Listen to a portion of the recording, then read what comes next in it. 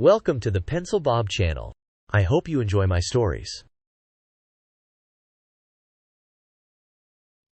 The negligence report. The station had no name that anyone used anymore. It had a designation, a string of numbers and sector coordinates that appeared at the top of every document generated within its walls. But in the way of institutions that have existed long enough to outlast the enthusiasm that built them, the designation had become purely administrative, a formality attached to forms rather than a thing anyone said aloud. The staff called it the station. When they needed to distinguish it from other stations, they said this station, or sometimes, with a particular flatness that carried its own meaning here. It existed in the dark between systems, anchored to nothing, visible to nothing, and had been doing its work in that darkness for so long that the work itself had begun to resemble the darkness, necessary, featureless, and without any obvious end. Rievenor had been stationed here for 11 years, which was not long by the institution's standards, but long enough that he had stopped noticing the absence of windows. There was nothing outside worth looking at. This was not cynicism. This was astronomy. The view from the station in any direction was the same view. Distance, indifference, the cold arithmetic of physics doing what physics did without comment or conscience. He had made his peace with this early, and he considered that peace one of his better professional qualities. Sentimentality about the cosmos was a liability in assessment work. He had seen what it did to people, and he had made sure methodically and over many years that it would not do it to him. He was at his desk when Director On called him in, which meant the matter was either very minor or very serious, because those were the only two categories that warranted a direct call rather than a rooted document.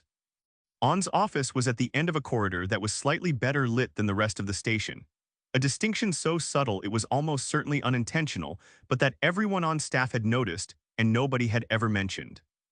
Rievenor knocked once, was told to come in, and entered to find On standing at the far side of the room with a physical file in her hands, which told him immediately that the matter was serious.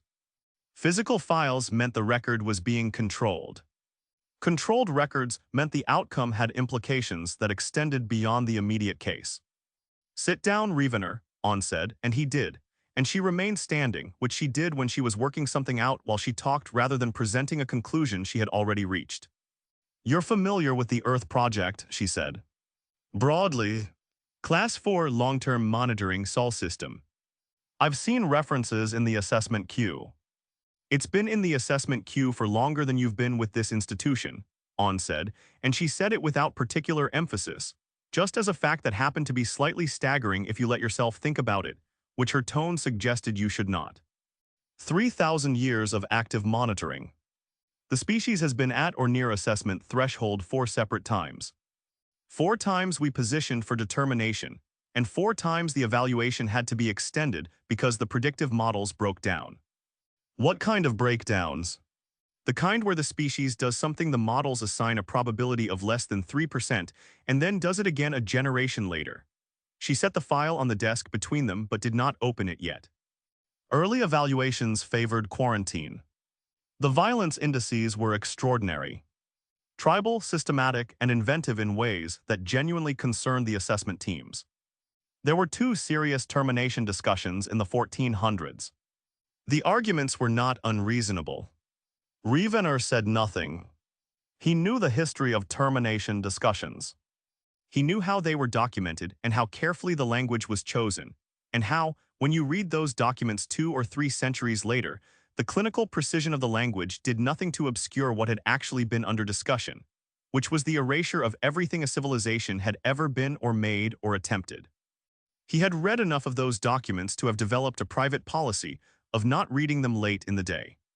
"And then they didn't," he said. "And then they didn't." The species pulled back from several extinction-level thresholds through mechanisms the models still don't fully account for. Not through rational collective action. Not through technological intervention. Through something considerably messier and less explicable that the assessment teams kept trying to categorize and kept failing to. On finally opened the file. "Which brings us to the current problem." The current problem, she explained, was this: the assessment window for Earth was now formally open. It had opened 8 months ago. Under protocol, an open assessment window required current observational data from the monitoring team, a formal summary report, and a recommendation from the lead observer before the oversight body could convene its determination panel. None of these things existed. The last filed report from the Earth station was dated 1987. 38 years ago. The three observers assigned to the project, designated simply as first, second, and third in the official record, their operational identities protected under deep cover protocol, had gone silent without explanation, without transfer request, without any of the standard communications that preceded even an unofficial disengagement from post. 38 years, Rievenor said. 38 years. And no attempt was made to. There were 3 formal inquiries, On said. Each one generated a response.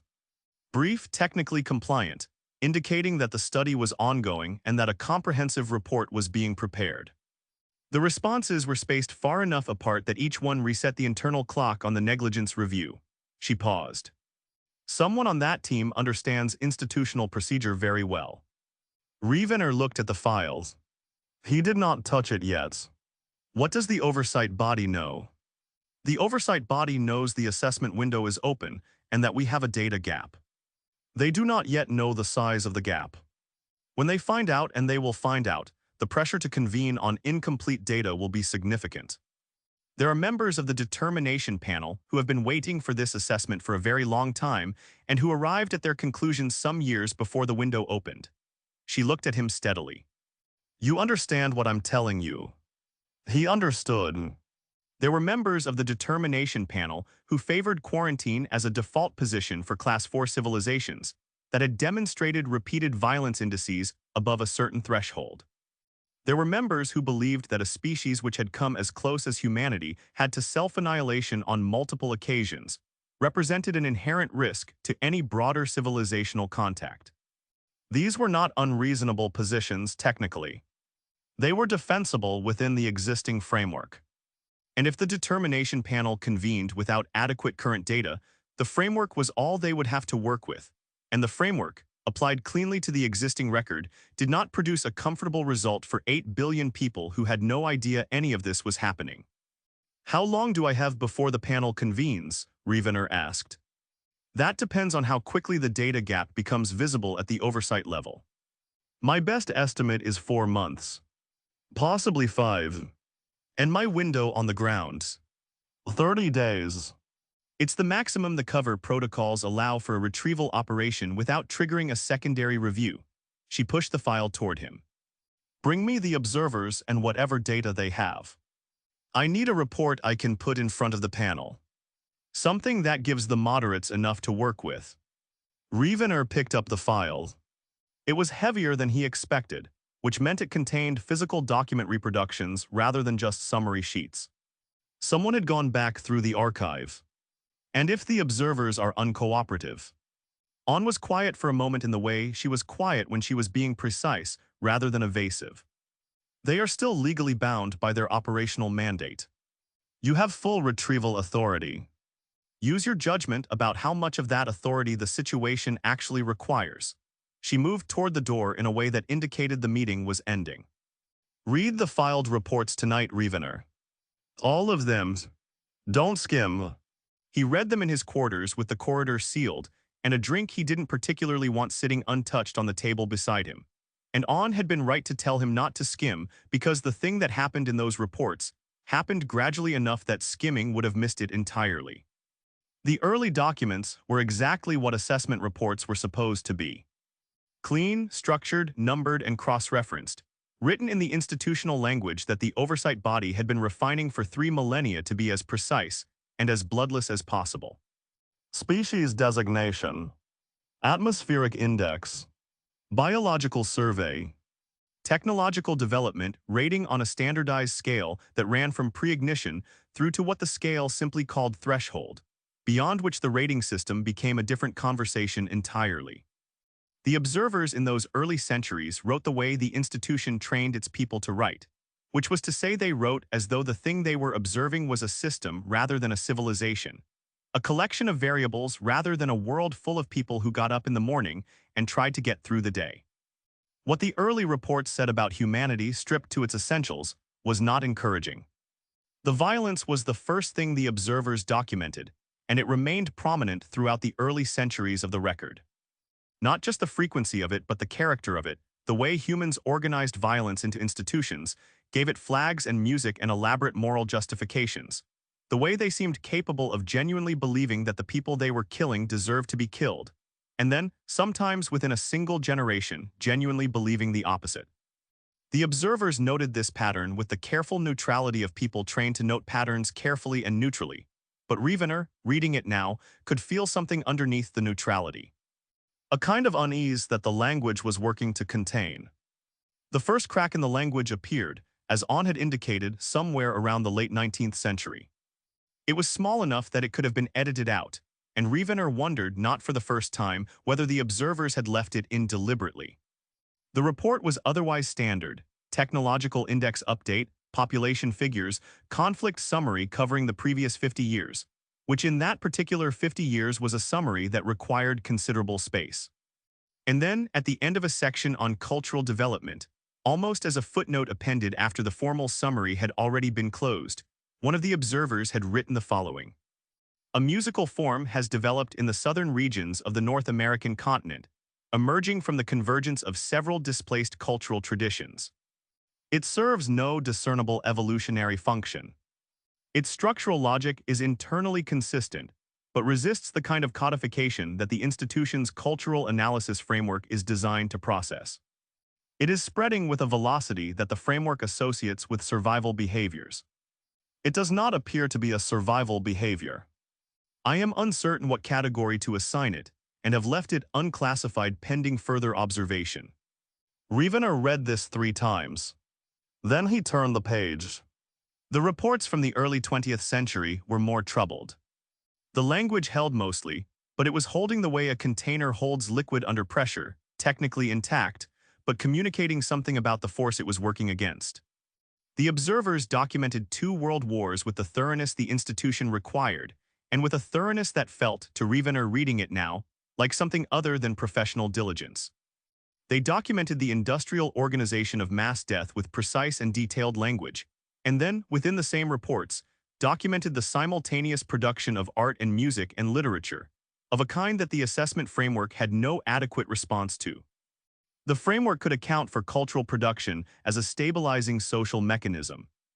It could not account for cultural production that seemed to intensify in direct proportion to civilizational catastrophe, that seemed in some cases to be the direct product of suffering rather than a response to its absence.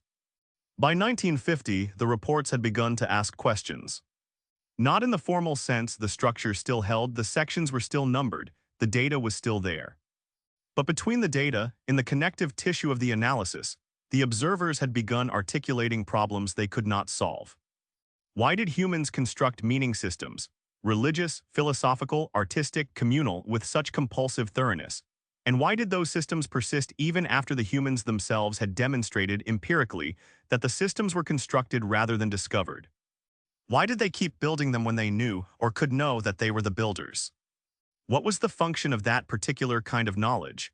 The knowledge that your meaning was made rather than given, that the stories you told to make life bearable were stories you had told yourself, and the continuing to tell them anyway. The oversight bodies framework had 3 categories for meaning-making behavior in developing civilizations. The first was pre-rational, which covered species that had not yet developed sufficient cognitive complexity to question their own belief systems. The second was rational transitional, which covered species in the process of moving from mythological to empirical world models, a period that was typically turbulent and typically brief. The third was post-mythological stabilization, which was where most civilizations eventually landed, a functional collective acknowledgement that the universe was indifferent, that meaning was instrumental rather than inherent, and that civilization could be organized around utility rather than story. This was considered the mature state, the stable state, the state from which a civilization could be evaluated with reasonable confidence about what it was and what it would do. Humanity kept failing to arrive there.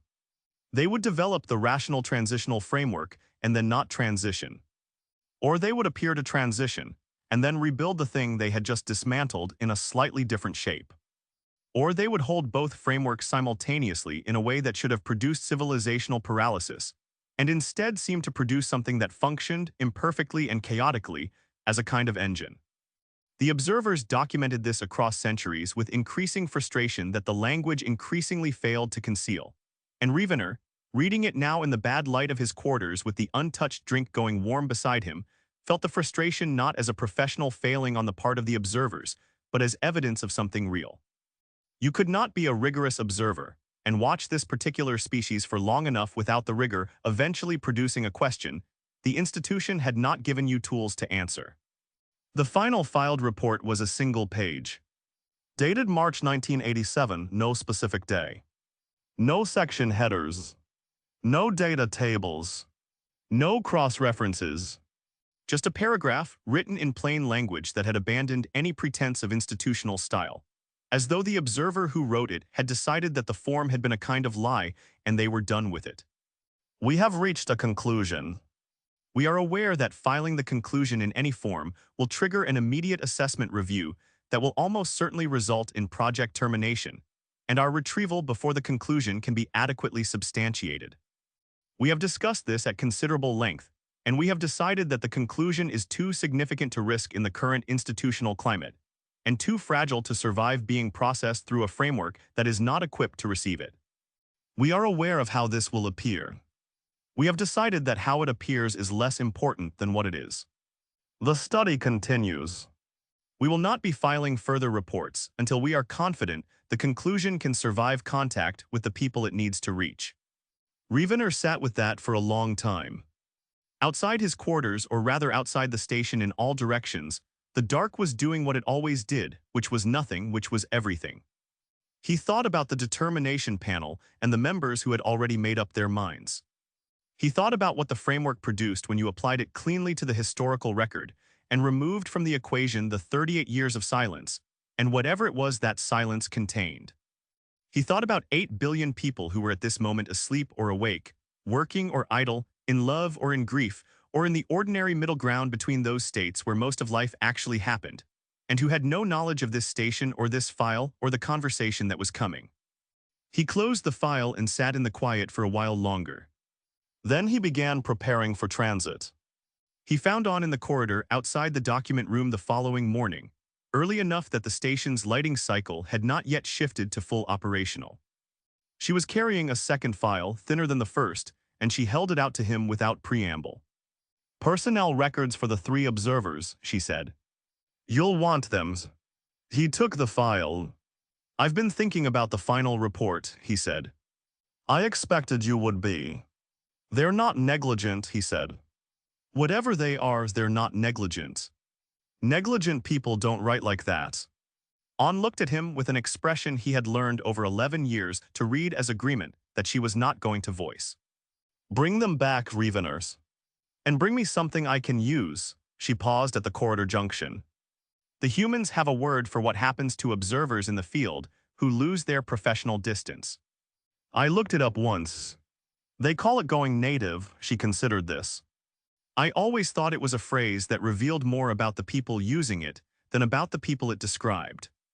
She turned and walked back toward her office, and Rievenor stood in the corridor with 2 files under his arm and thought about that for longer than he meant to. His transit window opened in 6 hours. He went to pack. Arrival and the first wrong feeling. The city hit Rievenor before he was ready for it, which was not something he would have predicted given that he had been preparing for this assignment for 6 days in transit and considered himself a thorough preparer. He had read everything in the file twice, had reviewed the geographical and cultural survey data for New Orleans specifically, had familiarized himself with the cover identity that the institution's logistics division had constructed for him, had studied the transit protocols and the contact sequencing and the 30-day operational framework until he could recite any section of it without prompting. He had done all of this with the methodical patience that had characterized his entire career, and he had stepped off the transit connection and into the humid, ungodly thick air of a Louisiana afternoon in late October feeling entirely prepared. And within approximately 4 minutes, he had understood that prepared was not the right category for what this place required of a person. It was not any single thing. That was what made it difficult to process cleanly and file away in the manner his training preferred. It was the accumulation of things, the way the city stacked sensation on top of sensation without apparent concern for whether any of it was strictly necessary or defensible on practical grounds. The heat first, which was not just temperature but weight, an atmospheric presence that pushed against him from all directions and carried with it a smell that was several smells operating simultaneously, river water underneath everything, and something faintly organic that he eventually traced to the vegetation pressing up through every available gap in the pavement, and something else he could not immediately identify that turned out, when he followed it far enough down the street, to be food. Not food as fuel, not food as the efficient biological maintenance that the concept represented in any rational accounting of what eating was for. Food as an event. Food as something people were doing to each other and to themselves, and to anyone passing within range on every block he walked through, offering it and receiving it and arguing about it in ways that made the arguing itself seem like part of the pleasure rather than a failure to resolve something. He passed an open doorway where something was being cooked that stopped him physically on the pavement for a moment, an involuntary pause that he recognized immediately as a lapse in operational composure, and corrected for by continuing to walk, though he was aware for the next half block of the smell following him with more persistence than he would have preferred. The streets in the older sections of the city were narrow and uneven in ways that did not suggest neglect so much as a collective agreement that the unevenness was acceptable, that it was in fact constitutive of the character of the place, and that character was worth preserving even at a consistent cost to practicality. The buildings were low and pressed close together, and covered with ironwork that served no load-bearing or protective function whatsoever, scrolling black metal spreading across the faces of buildings in patterns that were clearly intentional and clearly decorative, and that someone had spent considerable time and considerable skill producing for no reason that the institutional framework for assessing resource expenditure could adequately account for. Rievenor looked at these decorations with the careful attention of a professional doing his job and felt, somewhere in a register underneath the careful attention, something that he identified and set aside and did not return to. There were people everywhere, and they moved the way people in cities moved everywhere on Earth according to the survey data, which was with the particular mixture of purpose and distraction that characterized a species that had never fully resolved the tension between where it was going and what it was passing on the way there. But there was something about the specific quality of movement in this city that was different from what the models described when they described urban human population centers, different in a way that was not quantifiable through the standard indices, and that therefore should not have registered as significant but did. People were stopping, not because anything was obstructing them and not because they had arrived anywhere, but because something had caught them. A conversation spilling out of a bar at 3 in the afternoon between two men who appeared to be in profound disagreement about something and equally delighted by the disagreement. A musician set up on a corner with a battered case open at his feet, playing to the general air with the focused intensity of someone engaged in the most serious work imaginable. A dog sitting in a patch of late sunlight on a stoop, with an expression of such complete philosophical contentment that two separate people stopped within the space of a minute to acknowledge it in passing, both of them smiling in the involuntary way that indicated the smile had arrived before the decision to smile. People stopped for these things and then moved on and then stopped for something else, and the entire texture of movement through the city had this quality of interruption woven into it as a structural feature rather than an aberration, as though the city had long ago decided that forward momentum was a suggestion rather than a requirement and had built itself accordingly. Rievenor did not stop. He walked with direction and purpose through 6 blocks of the French Quarter, and then 4 blocks further into the neighborhood the file identified as Tremé, which was older than the quarter in ways that were not always visible on the surface, but that accumulated in the atmosphere of the streets themselves, in the density of the place, in the way the buildings seemed to hold their history not as decoration but as a physical property of the structures, something in the material itself. He found the address on a block that was half residential and half something less categorizable, a bar with its shutters open on one side and a building on the other that could have been a rehearsal space or a residence or some functional combination of both that had simply stopped distinguishing between the two at some point. The address corresponded to the second floor of a building painted a shade of yellow that had been chosen with complete confidence and applied without hesitation, and was either an act of genuine vision or a symptom of something. And Rievenor stood on the pavement outside it for a moment looking up at the shuttered windows of the second floor and allowing himself briefly to think about what he was actually about to do. Behind one of those shuttered windows was a person he had been sent to retrieve. A person who had been living inside the city and inside successive human bodies for the better part of 200 years, who had filed reports of increasing philosophical instability for the better part of a century before going entirely silent in 1987, and who had spent the intervening decades building a life here so thoroughly embedded in the fabric of this place that Rievenor, reading the background file on the transit, had found himself unable to locate the boundary between the cover identity and whatever was underneath it. That boundary was supposed to be clear.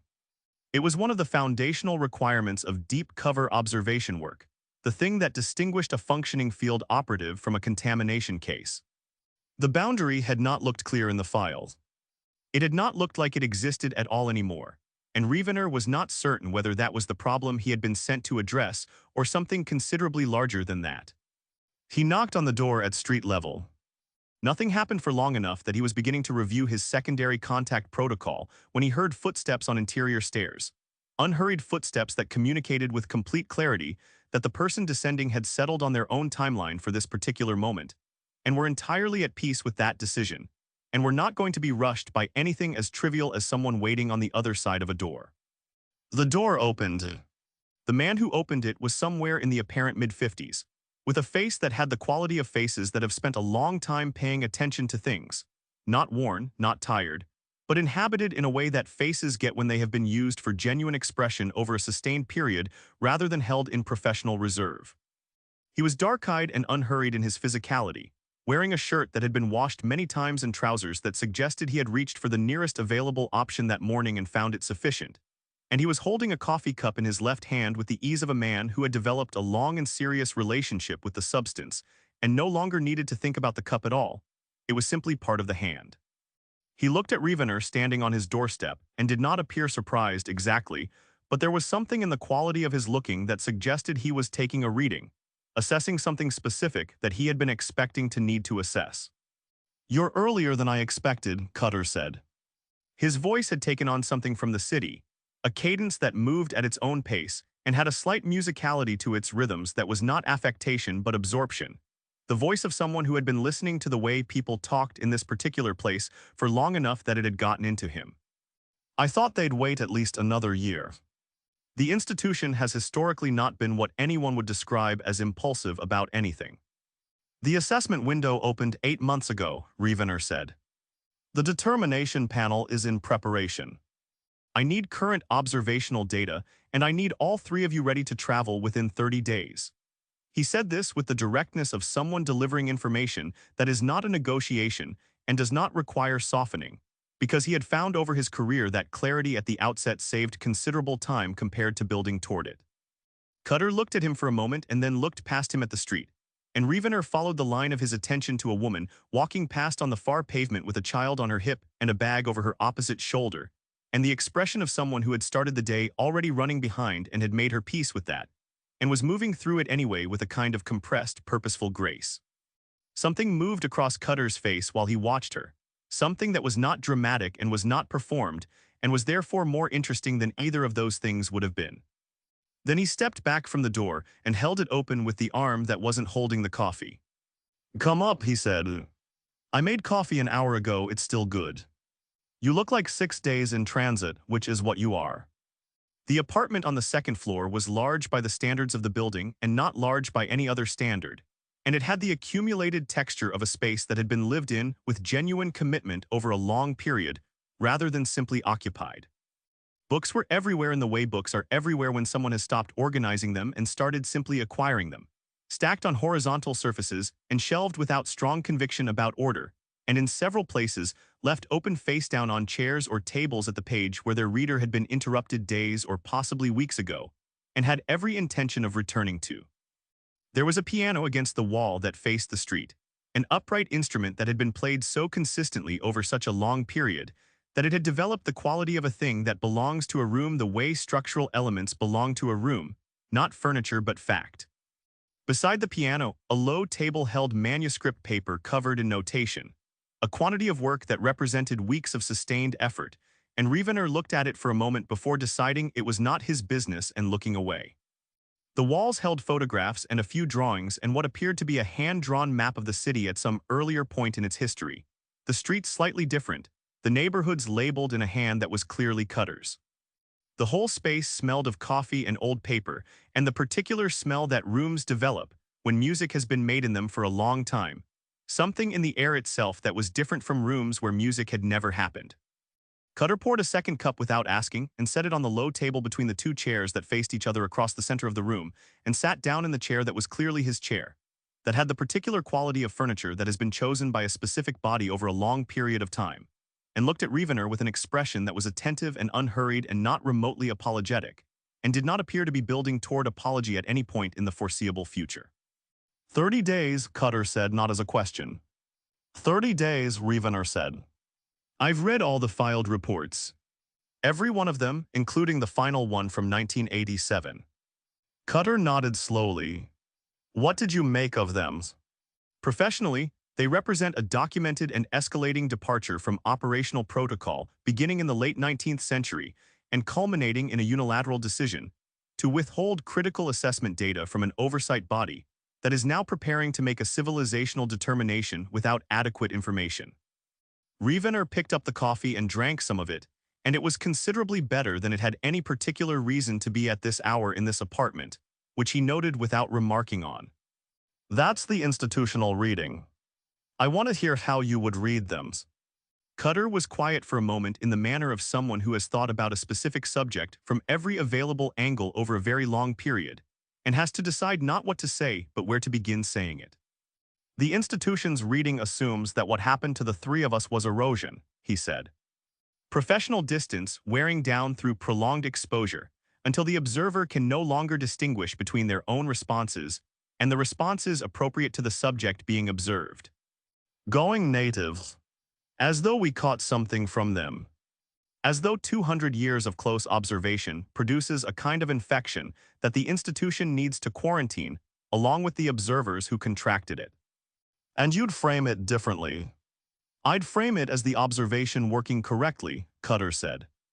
3 observers with records the institution considered exemplary spent extended time in close contact with the only species in the surveyed galaxy that exhibits a specific and apparently unique behavioral pattern, and the pattern affected them in ways they did not anticipate, and in ways that the institutional framework does not have adequate language for. And instead of filing a report that would have been immediately classified as contamination and used to terminate the most consequential finding in 3,000 years of observation work, they decided that the finding was too important to hand to an institution that wasn't equipped to receive it. He paused and looked at his coffee cup, and then back at Rievenor. Both of those descriptions cover the same sequence of events. The institution has always preferred the first one because it fits inside existing categories and doesn't require anything to change. The determination panel, Rievenor said, is going to convene whether I come back with usable data or not. You understand what the existing record produces when the panel applies the standard framework to it, without the last 38 years of observational context. I understand it better than anyone on that panel does, Cutter said, and this time there was something in his voice that was not quite anger but had the temperature of it, something that had been held at a controlled distance for a long time and was choosing now to let itself be felt. I have been watching these people for 200 years, Rievenor. I have watched them do things to each other that the violence indices in those early reports didn't come close to capturing the reality of. I have also watched them do things that the institutional framework does not have a category for at all, things that should not be possible given what the framework says about how meaning and behavior and civilizational development actually work. I know what's at stake for this species. I know it in a way that is not available to anyone who has only read about them. Rievenor let that sit for a moment. Outside on the street below the window, a group of people passed talking at a volume that suggested the conversation had been going on for a while, and had reached a stage of comfortable intensity, fragments of it rising to the apartment without context, somebody laughing at something somebody else had said with the kind of laughter that is involuntary and total and briefly erases everything else. The sound came in through the shutters and moved through the room and faded, and the quiet that followed it was a different quality of quiet than the quiet before it. Then help me build a case, Rievenor said. Give me a current assessment report. Give me something substantial enough that the moderates on the panel have a foundation to argue from. I'm not asking you to endorse the institutional framework. I'm asking you to work inside it far enough to protect what you've spent 200 years observing. Cutter looked at him for a long time. It was the look of someone taking the full measure of a statement rather than just its surface, checking it for what it was actually asking and what it was assuming and what it might cost. "I'll talk to Aldous and Corvin," he said finally. "The three of us need to sit down together and decide what we're prepared to put in front of the institution and what form it can take without being immediately dismantled by people who have already decided what it means. That conversation is going to take a day, possibly two." "You have 30 days total," Rievenor said. "I'd prefer you didn't use them all in preliminary discussion." "I heard you clearly the first time." Cutter stood and picked up the coffee pot from the side table and topped off both cups with the economy of motion of someone completely at home in a space, then set it back down and remained standing, looking out through the gap in the shutters at the street below. "Where are you staying?" Rievenor gave him the name and address of the hotel the institution's logistics division had arranged. Cutter turned from the window with an expression that stopped just short of visible judgment. "That hotel is currently hosting 430 people attending a medical supply industry conference," he said. "The bar opens at 11 in the morning and does consistent business from that point forward. You'll be ready to leave the planet voluntarily by day 4. He moved to the cluttered table beside the piano and found a pen and a scrap of paper that already had something written on one side and flipped it over. "There's a woman named Delphine on Ursuline's, 2 streets over. She rents rooms by the week on the 2nd floor of her house. It's quiet and clean, and she makes coffee in the morning that will recalibrate your entire understanding of what the substance is capable of. And she doesn't ask questions about what you do or where you came from because she has lived in this city long enough to understand that those questions are frequently beside the point." He wrote the address and held it out. Rievenor looked at the piece of paper and then took it. "You've sent people there before." "I've sent people there who needed somewhere to be in this city without the city being too much of itself all at once," Cutter said, which was not exactly an answer but contained one. He sat back down in his chair and picked up his coffee and looked at Rievenor with the directness of someone about to say something that had been decided before the conversation started. "Come to the club tonight. I play Wednesdays, small place called Preservation on Dauphine, set starts at 9. Aldous will be there. You should meet him in a context where he's comfortable before you try to have any kind of operational conversation with him. It'll go better that way." "I'm not here to listen to music," Rievenor said. Cutter looked at him with an expression that was patient and amused, and underneath both of those things carried a weight of accumulated knowledge that 200 years of living inside a human life produces. The kind of knowledge that is not information but is something that has happened to a person over a very long time. "No," he said, with a mildness that somehow had more force than argument would have. "I don't imagine you think you are." Rievenor left the apartment and walked down the interior stairs and came out into the street and stood for a moment in the thick afternoon light while the city continued doing what it did around him, which was everything and all at once, and with complete indifference to whether any particular observer found it legible. He looked at the address in Cutter's handwriting on the scrap of paper in his hand. He stood there long enough that a man passing on the street glanced at him with the mild and uncritical curiosity that people direct at someone who is visibly in the process of making a decision in a public place, and taking longer than strictly necessary about it. Then Rievenor put the address in his pocket and began walking and turned, after 2 blocks, in the direction Cutter had indicated rather than the direction of the hotel. And he did not examine that decision carefully because he was fairly certain that examining it carefully was not going to produce a satisfying result. "What 200 years looks like." Rievenor came back the following morning because Cutter had told him to, and because the alternative was sitting in Delphine's front room reading institutional files he had already memorized, which was how he had spent the previous evening after declining, twice in his own head, the idea of going to the club. He had told himself he was tired from transit. He had told himself operational discipline required rest before engagement. He had sat in the small room with its high ceiling and its single window that looked out over a courtyard where something was growing up the walls with the slow, unstoppable confidence of vegetation that had decided a particular surface belonged to it.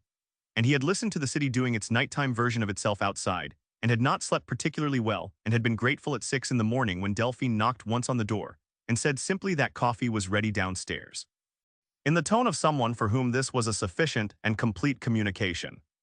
The coffee was everything Cutter had promised it would be, and Rievenor drank 2 cups standing in Delphine's kitchen, while she moved around him with the comfortable efficiency of a woman in her late 60s who had long ago, made her peace with strangers passing through her house, and requiring coffee before they were capable of being people. She did not ask him anything. She refilled his cup without being asked and looked out her kitchen window at the courtyard and said that it was going to rain by afternoon, said it with the certainty of someone reading a language in the sky that they had spent a lifetime becoming fluent in. And then she went about her morning and left him to go about his. Cutter was already up when Rievenor arrived, which he had not been the previous day, and the apartment had a different quality in the morning light that came through the open shutters, the street sounds below carrying the particular texture of a city at the beginning of its day rather than the middle of it, delivery vehicles and conversations between people who worked early, and the distant sound of something being constructed or demolished several blocks away. Cutter was at the piano when Rievenor came up, not playing anything with a beginning or an end, but moving through something that sounded like thinking, single notes and small clusters of notes spaced with long silences between them. His attention somewhere interior and his coffee cup on top of the piano, where it had been sitting long enough that a ring had formed on the wood. One of several such rings that formed a loose constellation on the piano's surface, suggesting this was a consistent habit of long standing. He stopped when Rievenor came in and turned on the bench and looked at him with the alert, unhurried attention that seemed to be his default setting regardless of circumstance. "Delphine's coffee," he said, not as a question. "Yes," Rievenor said. "Sit down then. You look more like a person than you did yesterday." He picked up his own cup from the piano and moved to his chair and gestured at the chair across from it and waited while Rievenor sat. "I want to tell you some things," he said. "Not because the institution requires it, and not because it constitutes the formal assessment data you're here for. Because you read those reports and you came here anyway, and you took the room at Delphine's instead of the hotel, which tells me you're capable of listening to something that doesn't fit inside a standard reporting format." Rievenor said nothing, which Cutter appeared to take as sufficient. "I want to tell you what 200 years inside this species actually feels like from the inside," Cutter said. "Because nobody has ever asked that question, and it is, I would argue, the most operationally relevant question anyone connected with this project could possibly ask. And the fact that nobody has asked it in 3,000 years of observation work tells you something fairly damning about the institution and what it thinks observation actually is." "All right," Rievenor said. Cutter looked at him for a moment as though checking whether the agreement was genuine or procedural, and then appeared to decide it was genuine enough to proceed on. He settled back in his chair and held his coffee cup in both hands and looked at a point somewhere between Rievenor and the middle distance, the look of someone preparing to describe a country they have lived in for so long that finding the beginning of the description is itself a significant task. "The body transition process," he said. "That's where it starts, because that's where everything starts when you're working deep cover on a planet with a single dominant biological template. You know the mechanics of it. The institution trains you thoroughly on the mechanics. What the institution does not and cannot train you for is what it feels like the third time. Or the 7th. Or the 14th," he paused. "The first transition is purely technical. You're focused entirely on the biological integration, on getting the new body functional and calibrated, on establishing the cover identity and making sure every element of it will hold under scrutiny. The second transition is easier mechanically and harder in a way you don't expect, because you carry memories from the first body into the second one, and those memories feel like yours even though the body that made them no longer exists. And there is a period of several weeks where you wake up in the morning and reach for something that isn't there anymore, some physical habit or comfort that belonged to a body you no longer inhabit. And you have to learn the new body's version of waking up from the beginning." He stopped and drank his coffee and looked out through the shutters at the street below, where the morning was establishing itself with the gradual confidence of mornings in this city, which were never abrupt. "By the 5th transition," he said, "something has changed that you don't have language for yet. You begin to understand that the memories don't belong to the bodies. The memories belong to whatever you are that moves between the bodies. And whatever you are that moves between the bodies has been accumulating human experience for long enough that the experience is no longer separable from what you are. It's not a corruption of your original self. It's not a contamination in the sense the institution uses that word. It's more like," he stopped and looked at Rievenor directly. "Do you know what sediment is?"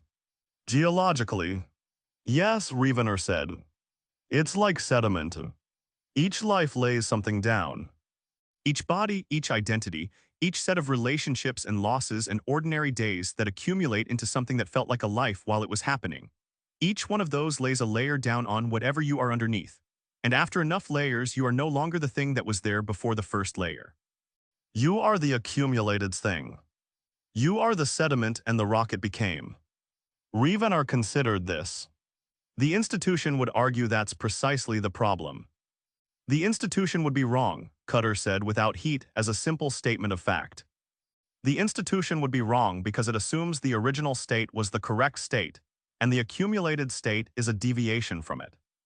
But the original state was a blank. The original state was a trained observer with a framework and a set of protocols, and no actual knowledge of the thing being observed. The accumulated state is someone who knows. Those are not equivalent, and the deviation runs in only one direction, which is toward greater accuracy, not away from it. He stood then and went to the window and stood looking down at the street with his back to the room, and Rievenor waited because the quality of the silence suggested Cutter was not finished, but was deciding something about how to continue. I want to tell you about Baltimore, Cutter said, without turning from the window. 1847. I was in my third body, a dockworker Irish extraction to fit the community I was embedded in, 26 years old in appearance, working the waterfront because the waterfront in Baltimore in 1847 was one of the most information-dense environments on the eastern seaboard of this continent. Everything moved through it. Goods and people and news and disease and money, and the particular human traffic that the institution's reports described as the slave trade, which was a phrase that the reports used with clinical precision and that I had processed clinically until I worked the docks and saw what the phrase actually described in physical reality. He paused. I won't tell you the details of what I saw on those docks because the details are not the point, and because I have spent a considerable number of years trying to find the right relationship to those memories, and I haven't finished that work yet. What I will tell you is that what I saw there did something to me that no transition has ever undone. I carried it into the fourth body and the fifth and every body after that. It is in me now in this body, as present as anything I have ever experienced. He turned from the window then and looked at Rievenor with an expression that was not grief exactly, but was something that had been in contact with grief for so long that the two had become structurally similar. That is not contamination, he said. That is witness. And there is a difference, and the difference matters enormously, and the institution has spent 3,000 years being incapable of making it. Rievenor said nothing for a moment. Outside, the rain that Delphine had predicted was beginning to suggest itself in the quality of the light coming through the shutters, a dimming and a thickening of the air that preceded the actual rain by 20 minutes in the way of afternoons in this city. Tell me about Chicago, Rievenor said, because it was in the background file and because something in the way Cutter had described Baltimore made him want to understand the arc of it. Cutter looked at him with a slight shift in his expression that might have been surprise, and might have been something closer to recognition. He came back to his chair and sat down. Winter of 1919, he said. I was in my seventh body. White man, middle 30s in appearance, working as a session musician because the music coming out of Chicago and New Orleans in that period was one of the most extraordinary cultural phenomena I had observed in a century of observation, and I wanted to be inside it rather than watching it from the margins. He paused. That was the first time I made a decision based on what I wanted rather than what the operational parameters required. I noted it at the times. I filed it in the internal record I kept for myself rather than the institutional record. I told myself it was a methodological choice, that proximity to the phenomenon would produce better data. That was true. It was also not the whole truth. What was the rest of it? Rievenor asked. The rest of it was that I had been listening to this music for 30 years by that point, and something had happened to me in the listening that I couldn't account for within the operational framework, Cutter said. Something that felt less like the acquisition of data and more like. I kept coming back to this word and rejecting it because it didn't fit my understanding of what I was. It felt like longing. For something I was adjacent to but not inside. For the thing that was happening between the musicians when the music was working, which was something that the music itself was only the evidence of, not the thing itself. He stopped and looked at his hands around the coffee cup for a moment. So I put myself inside it. I spent 2 years playing in back rooms and bars and rent parties in the Black Belt of Chicago in the winter of 1919, which was one of the most racially violent periods in American urban history, which is a sentence that requires some context given how much competition there is for that particular distinction. I watched humans do the worst things the violence indices had documented, and I watched the same humans, sometimes the same individuals, create music of a kind that had no business existing in the conditions that produced it. Joy is too simple a word for what that music was. It was something that had been compressed by pressure into a different state entirely, the way carbon under sufficient pressure becomes something that cuts glass. He looked up at Rievenor. I filed a report that winter that described the musical phenomenon in technical terms, and cross-referenced it with 3 previous reports on the development of the form. It was an accurate report. It was also the most dishonest thing I have ever written, because it described what the music was and said nothing whatsoever about what it did. What did it do? Rievenor asked, and he asked it as a professional question and was aware as he asked it that it was not entirely that. Cutter was quiet for a long moment. The rain had started outside, a steady unhurried rain that moved through the street sounds below and changed their quality, softening some and sharpening others, the city's acoustic texture shifting in the way it shifted when the weather changed, which was considerably more often than the climate data in the survey files had suggested. It made the universe feel smaller, Cutter said finally. Not smaller in the diminishing sense. Smaller in the sense of closer. More present. It made the distance between one person and another feel like something that could be crossed rather than a fixed condition of existence. He paused. I had been operating on the assumption that distance was a fixed condition of existence.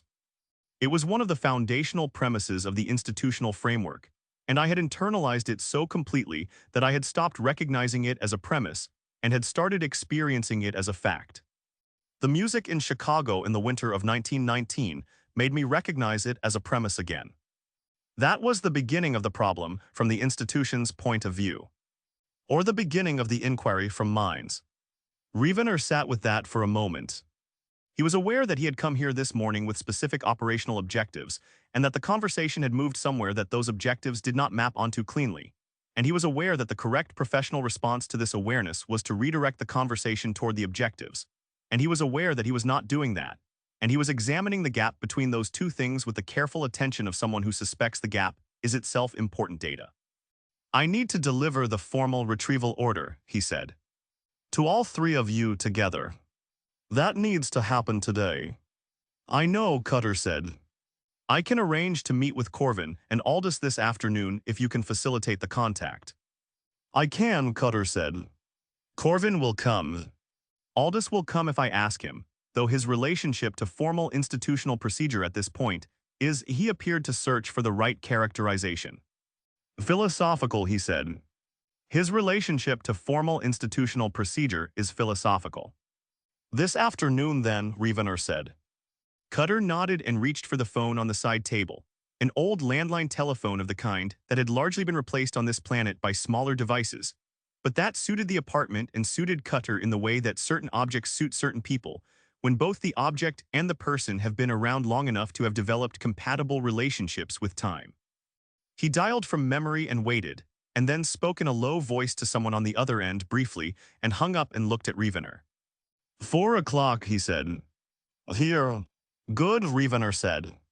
He should have stood then and left and come back at 4 with the formal documentation and the operational clarity that the situation required. He did not stand. He sat in the chair in Cutter's apartment while the rain moved through the streets outside and the piano sat against the wall with its constellation of coffee rings and said, "Tell me about the other bodies. The ones between Chicago and this one."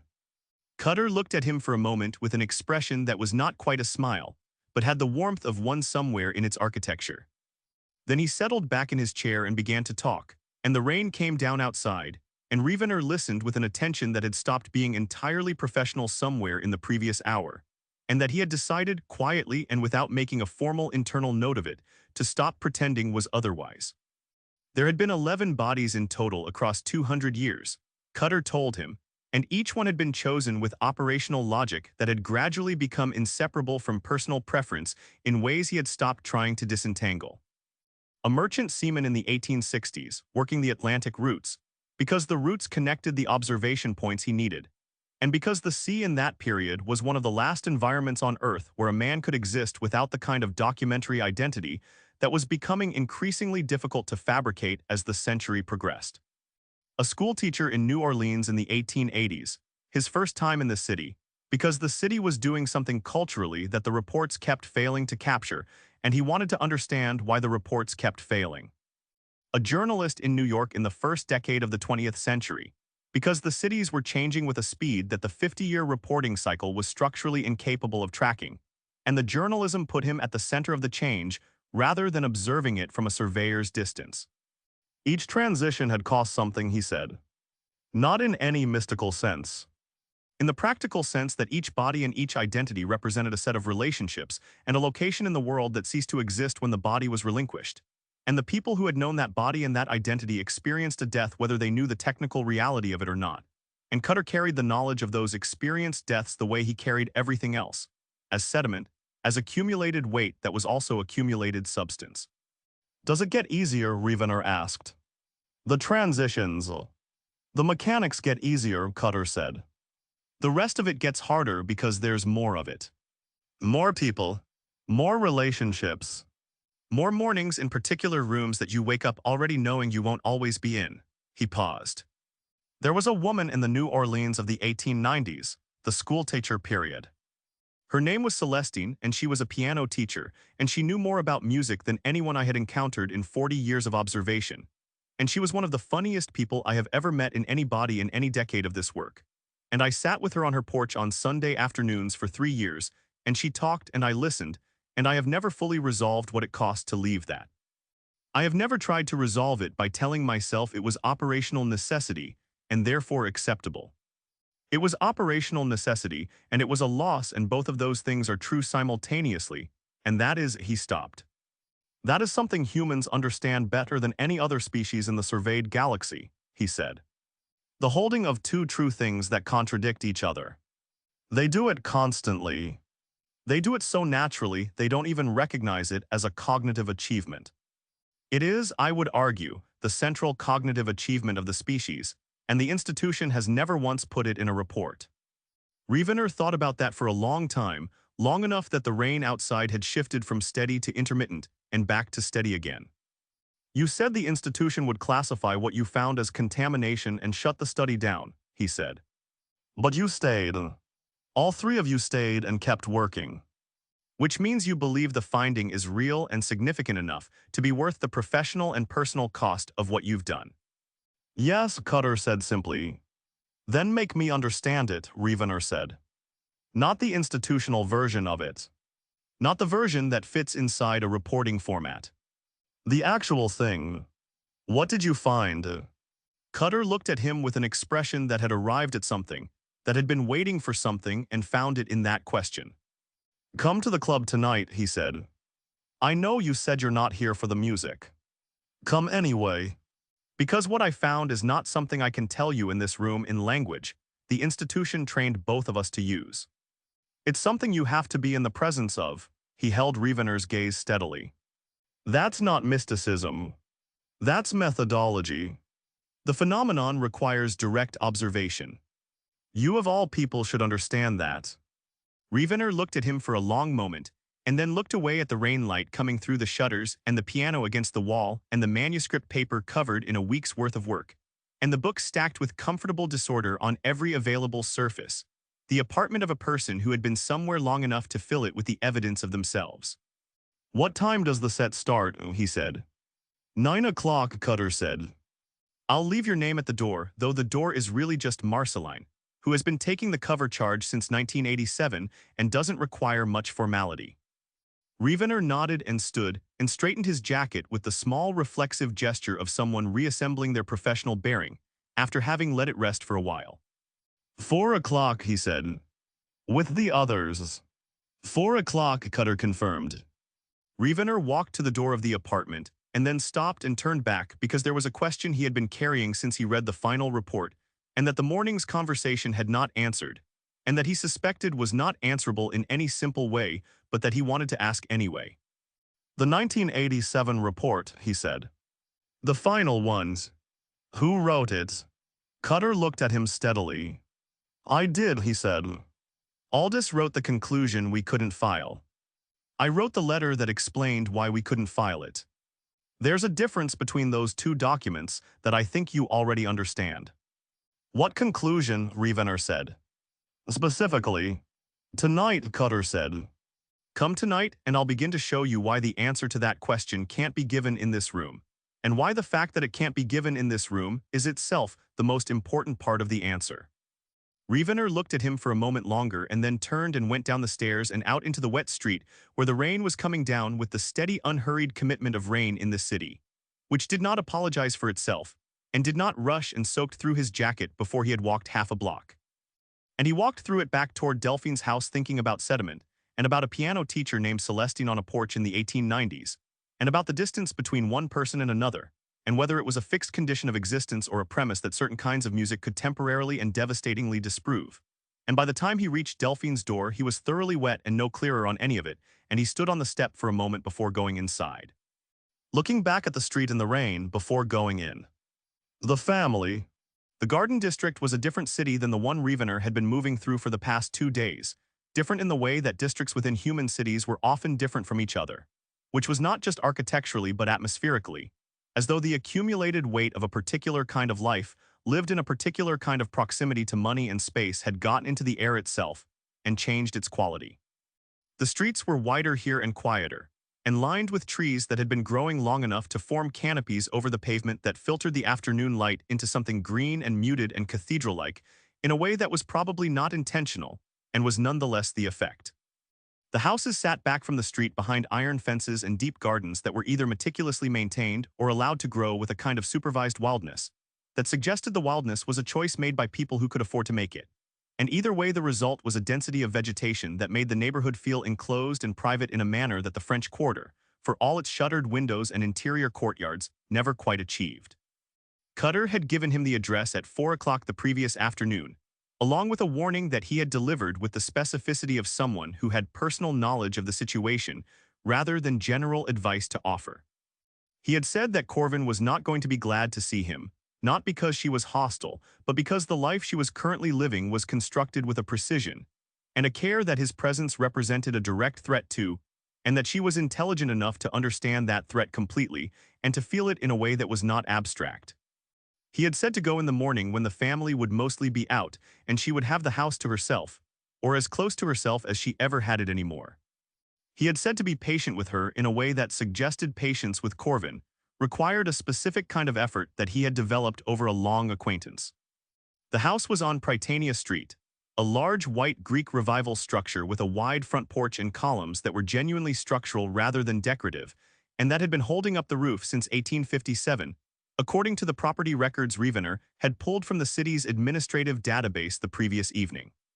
The garden in front was the supervised wildness variety, roses and something else he couldn't immediately identify climbing the fence with the enthusiasm of plants that had been doing it for years and had no intention of stopping, and a magnolia tree in the left corner of the yard that was old enough to have its own presence, the kind of tree that a neighborhood orients itself around without anyone deciding to. The iron gate was unlocked. Rievenor walked up the path to the front porch and knocked on the door and waited. The woman who answered was in her late 30s in appearance, with dark hair pulled back with the inattention of someone who had done it quickly because something else required their attention and hair was not currently the priority. She was wearing clothes that suggested she had been in the middle of something domestic and practical when the knock came, and she was holding a dish towel in her left hand with the absent grip of someone who had forgotten it was there. She looked at Rievenor with eyes that were very still and very alert in a face that was otherwise composed with the practiced naturalness of someone who had been maintaining cover identities for long enough that the composure was no longer something she had to think about. It was simply the surface she presented to the world until she decided otherwise. She looked at him for a moment, and then she looked past him at the street in both directions with a quick professional assessment that lasted less than 2 seconds, and told him everything he needed to know about how seriously she had maintained her operational habits regardless of everything else that had happened. Then she looked back at him and stepped back from the door. "Come in," she said. "The children are at school and Marcus is at work until 6. We have time.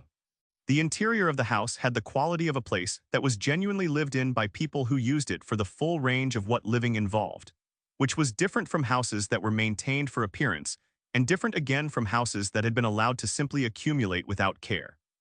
There were children's drawings on the refrigerator visible through the kitchen doorway, and a pair of small shoes by the front door, and a stack of books on the hall table that belonged to at least 3 different people based on the range of their subjects. And the whole place smelled of coffee, and of something that had been cooked recently, and of the particular smell of a house in which people had been sleeping and waking and going about their lives long enough that the house had absorbed them. Corvin led him through to a sitting room at the back of the house that looked out over a garden considerably less supervised than the one in front, a deep yard with old oak trees, and a garden that was growing more or less as it chose with only occasional human intervention. She sat in a chair near the window with the dish towel still in her hand and looked at him with an expression that was controlled and attentive, and underneath both of those things was something that he recognized, that he had seen in Cutter's face as well, something that was the product of a very long time spent in very close contact with something that mattered. Cutter told me you were coming, she said. He told me about the assessment window and the determination panel. She paused. He told me you listened to him. That you actually listened, not just processed. I tried to, Rievenor said. That's more than I expected, she said, without particular warmth but without hostility either, the tone of someone making an honest assessment. 30 days. 30 days, he confirmed. I delivered the formal order yesterday with Cutter and Aldous present. I'm delivering it to you now as a matter of record. You're aware of the implications of noncompliance. I'm aware of everything, Corvin said. I have been aware of everything since 1987, and the awareness has not made any of it simpler.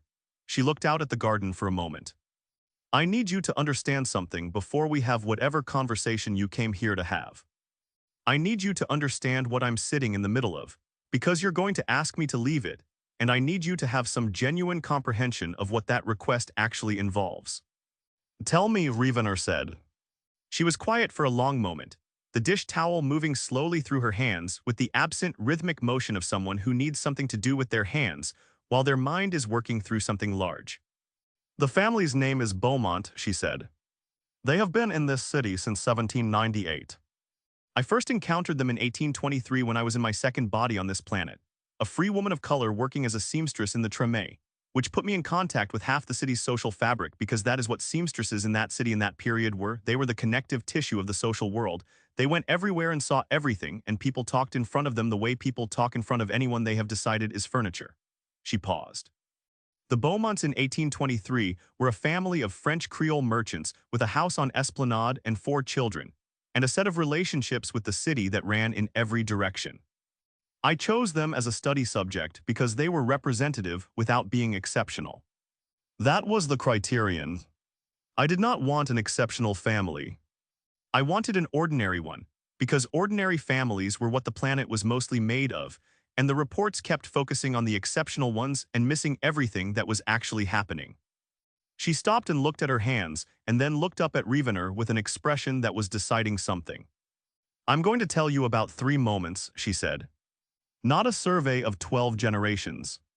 3 specific moments that together explain why I stopped filing reports, and why I am sitting in this house on Prytania Street in the body of a woman named Claire Fontenot, who is officially the oldest friend of the current family's matriarch. A position I have held through 4 successive cover identities across 190 years, maintaining continuity through the family's oral history, which describes a lineage of Fontenot women who have always been close to the Beaumont family, without anyone in the family ever finding this arrangement anything other than natural and unremarkable. 3 moments, Rievenor said. 3 moments, Corvin said. And then I want you to tell me, honestly, whether the institutional framework you came here with has a category for any of them. The first moment was 1 Fa 853, which was to say 1873 by the human calendar, and Corvin had been in her 3rd body by then, a young widow newly arrived in the city from Baton Rouge with enough of a fabricated history to explain her connection to the Fontenot name, and enough genuine knowledge of the family accumulated over 50 years of observation to be entirely convincing as a continuation of it. The family was in the middle of what the history books would later describe as Reconstruction, which was a word that covered an extraordinary range of human experience from genuine hope to systematic terror, depending on which street you lived on and what you looked like, and who had most recently been in charge of the state government. And the Beaumonts were living all of that complexity simultaneously in the way that families in cities at historical inflection points do. With different members of the family positioned differently relative to the change, and therefore experiencing it as different things. The specific moment was a dinner in October of that year. Corvin had been invited because she was Claire Fontenot and Claire Fontenot was always invited, and she sat at the long table in the Esplanade house with 11 members of the family ranging from the patriarch Jean-Paul Beaumont, who was 74 and had been born into a world that no longer existed and was finding the new one deeply disorienting, to his youngest grandchild. A girl of 7 named Mathilda who had been born into the new world and found it entirely normal because she had no other world to compare it to. The family was in disagreement about almost everything of consequence at that moment in their collective life. Jean-Paul's eldest son believed the family should leave the city. His wife believed they should stay and fight for what they had built. Their daughter had married a man Jean-Paul found unacceptable for reasons that were partly political and partly personal, and entirely unresolvable. There was money trouble underneath all of it, the specific kind of money trouble that comes from living through an economic disruption that changes the rules of accumulation faster than a family can adapt to. And yet Corvin told Rievenor the dinner happened. All 11 of them at the table together, and the food was extraordinary because the cook, a woman named Josephine who had been with the family for 30 years, put into the food what she could not say in the room, and everyone at the table understood this and received it accordingly.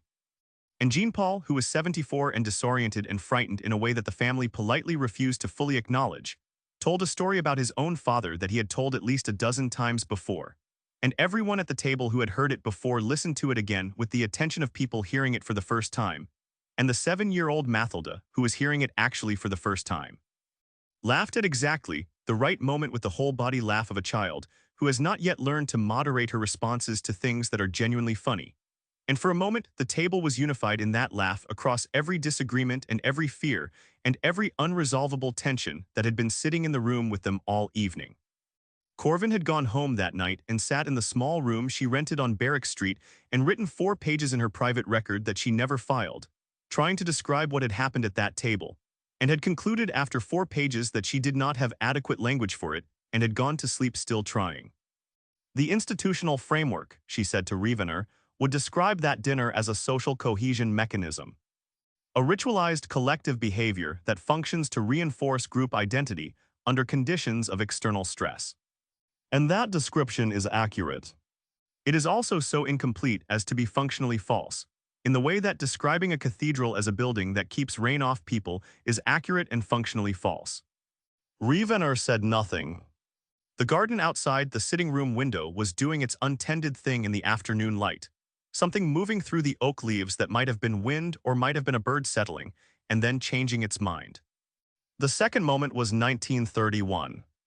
The depression, which the survey data covered thoroughly and which Corvin had experienced from inside the family as something the survey data could not adequately cover, which was what it felt like to watch a family lose almost everything it had built across 5 generations and choose, in the middle of that loss, what to keep.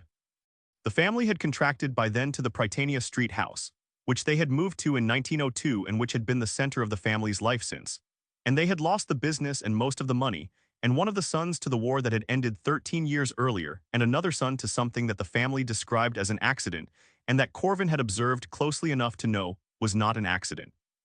And the house itself was in the kind of disrepair that comes from deferred maintenance, accumulating over years of diminishing resources. The specific moment was a Sunday morning in March.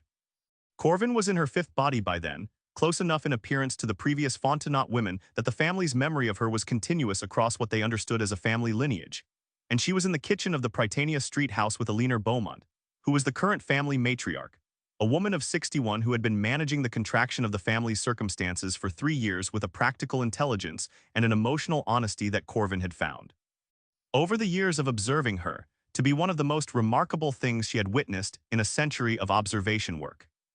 Rievenor was making coffee on a stove that needed repair and could not currently be repaired, and she was talking about what she was going to do about the back porch, which had developed a structural problem that also could not currently be addressed, and she was talking about it not with despair but with the specific practical focus of someone who has decided that the problem is solvable and is working out the sequence of steps that will solve it, and Corvin was listening and also watching Aliner's face, which was doing something complicated that the voice was not doing, holding something that was not quite grief and not quite fear, but was in the territory of both while the voice continued its practical inventory of the porch problem and what could be done about it, and in what order. And then Aliner stopped talking about the porch and was quiet for a moment and looked out the kitchen window at the back garden, which was as untended then as it was now, and said without any particular transition that she missed her mother. Said it simply, the way you say things when you are tired enough that the filters come down, and the true thing comes through without ceremony. And Corvin had stood in that kitchen in her fifth body feeling the weight of what Aliner had just said with a force that she had not anticipated and could not have prepared for, because she had known Aliner's mother, had known her as Claire Fontenot had known her, had sat with her on this same porch in a different body 20 years earlier, and listened to her talk about her own fears and her own hopes for this family that was now in Aliner's hands. And the missing ran in both directions across time in a way that Corvin could feel in her chest, in the precise location, where human beings felt things that were too large for language. She had filed nothing after that Sunday morning for 3 months. When she filed again, the report was 3 sentences long and said only that the longitudinal study was continuing and that the data was complex and that she required additional time to contextualize it appropriately. The institutional framework, Corvin said to Rievenor, her voice very level and very quiet, would describe what I felt in that kitchen as emotional contamination. Evidence that the observer had lost the necessary distance to evaluate the data objectively. And I have spent a great deal of time over the past 90 years asking myself whether that characterization is correct, whether what I felt in that kitchen was a distortion of my observational capacity or an expression of it. She paused. I believe it was an expression of it. I believe that what I felt was the observation working at a depth that the institutional framework is not designed to reach, and that the institutional framework's inability to reach that depth is not a feature of rigorous methodology but a failure of it. And the third moment, Rievenor said, because she had said 3 and he knew from the file and from Cutter's briefing what the third one was and he wanted to hear it from her. Corvin looked at him steadily. 4 years ago, she said. November. Margaret Beaumont, who is 83 years old and who is the 7th direct descendant of Jean-Paul Beaumont, who I had watched live and age and die, was in a room at Chilean Medical Center with her children and her grandchildren around her, dying of the thing that was killing her with the particular slowness of things that take their time. She paused. I was there as Claire Fontenot, which by that point in this body's tenure with the family was simply who I was to them, the oldest friend, the constant, the woman who had always been there in the way that certain people become part of a family's architecture without ever being formally added to it. I sat in that room for 6 hours. She stopped and looked out at the garden for a long moment, and when she looked back at Rievenor, her expression had the quality of something that had been looked at directly so many times that the looking no longer destabilized it, but had not made it smaller either. Margaret died at 4 in the afternoon, she said. And her daughter, who was 57 and who had been holding her mother's hand for the last 2 hours, looked up at her own daughter across the bed and said, Do you remember the time your grandmother made the Christmas gumbo and forgot the roux and served it anyway and told everyone it was a new recipe? Corvin's voice was steady and precise and giving Rievenor every word of it. And the granddaughter laughed. Not politely. Not the way people laugh when they are trying to manage an atmosphere. She laughed the way Mathilde had laughed at Jean-Paul's story in 1873, with her whole body, helplessly, the laugh arriving before any decision to laugh could be made. And then the daughter laughed, and then Margaret's son laughed. And then everyone in that room was laughing and crying simultaneously in the way that humans do when 2 true things that should not be able to coexist are both completely present at the same time. She stopped. The sitting room was very quiet. Somewhere in the house something settled in the way houses settle, a small structural sound that was simply the building existing. I sat in that room, Corvin said, and I watched this family hold grief and laughter in the same moment, and I understood that I had been watching them do this in one form or another for 190 years, and that I did not have a category for it and was never going to have a category for it because the thing I was watching was not a thing that categories were adequate to. And I went home that night, which was this house, because this is my home now in every sense that the word has ever meant to any species I have ever studied, and I sat in this room and I did not file a report and I have not filed one since. She looked at Rievenor with an expression that was done explaining itself and was simply present. That is what you are asking me to leave. Not an observation post. Not a field assignment. This house and this family and 23 years in this body living this life. And the 6 years before that in the body before this one. And the 12 years before that, all of it continuous. All of it the same life in a way that the institution's understanding of deep cover identity was never designed to account for because the institution never imagined that an observer would be here long enough for it to become true. Rievenor sat with everything she had said for a long time. The afternoon light through the garden window had moved in the way light moves in the late afternoon, changing its angle and its quality, and the oak trees in the garden were doing something slow and continuous in a light wind that had come up while they were talking. "The family," he said finally, "do they know you're not going to age? In this body." "They know that Claire Fontenot ages slowly," Corvin said. "They have a story about it that they have constructed themselves, about good genetics and clean living, and they tell it with the particular human fondness for a story that explains something they would rather not examine too directly, and I have let them have the story because the alternative is a truth that would cost them something I'm not willing to cost them." She paused. "Marcus, who is the husband of the current generation's daughter, looked at me 2 years ago with an expression that told me he had done some arithmetic that didn't quite add up, and then he looked away and did not do the arithmetic again. I have thought about that moment many times. I think it is one of the most generous things I have ever seen a person do." Rievenor looked at her for a long moment and then looked at his hands and then looked back at her. "I have to ask you something," he said. "And I want you to answer it as honestly as you can regardless of what it costs either of us professionally." "Ask it," she said. "Is the study still the reason you're here?" he said. "Or is the study the reason you're allowed to be here, which is a different thing?" The silence that followed was the longest silence of the morning. A door opened somewhere in the house, a back door from the sound of it, and then closed again, and Corvin's attention moved briefly in the direction of the sound with the automatic alertness of someone who tracks the sounds of a house they live in below the level of conscious thought, and then returned to Rievenor. "Both," she said. "In the beginning, it was the study. Somewhere in the middle, it became both. For the last 20 years, it has been both in proportions that I have stopped trying to measure because the measuring felt dishonest in a way I couldn't justify to myself." She looked at him steadily. "If you're asking whether my data is compromised by my investment in the subject, the answer is that my data is the most accurate data this project has ever produced precisely because of my investment in the subject. And I will defend that position in front of any panel the institution wants to convene." "And if you're asked to leave before you're ready," Rievenor said, "then I will have a conversation with this family that I have been trying not to think about for 38 years, Corvin said. "And it will be the hardest thing I have done in 200 years of this work. And I will do it if I have to." She looked at him with an expression that was honest and undefended and cost her something visible to produce. "But I am asking you, as one observer to another, to give me a reason not to have to." Rievenor stood after a while and thanked her and walked back through the house with its children's drawings and its small shoes by the door and its accumulated evidence of people living their lives with full commitment to the enterprise. And he went out through the front door, and down the path past the roses climbing the fence, and through the iron gate and out onto Prytania Street, where the afternoon was doing what afternoons in this city did.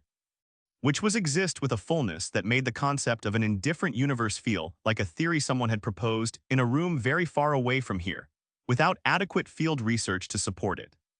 He walked for a long time before he went back to Delphine's house.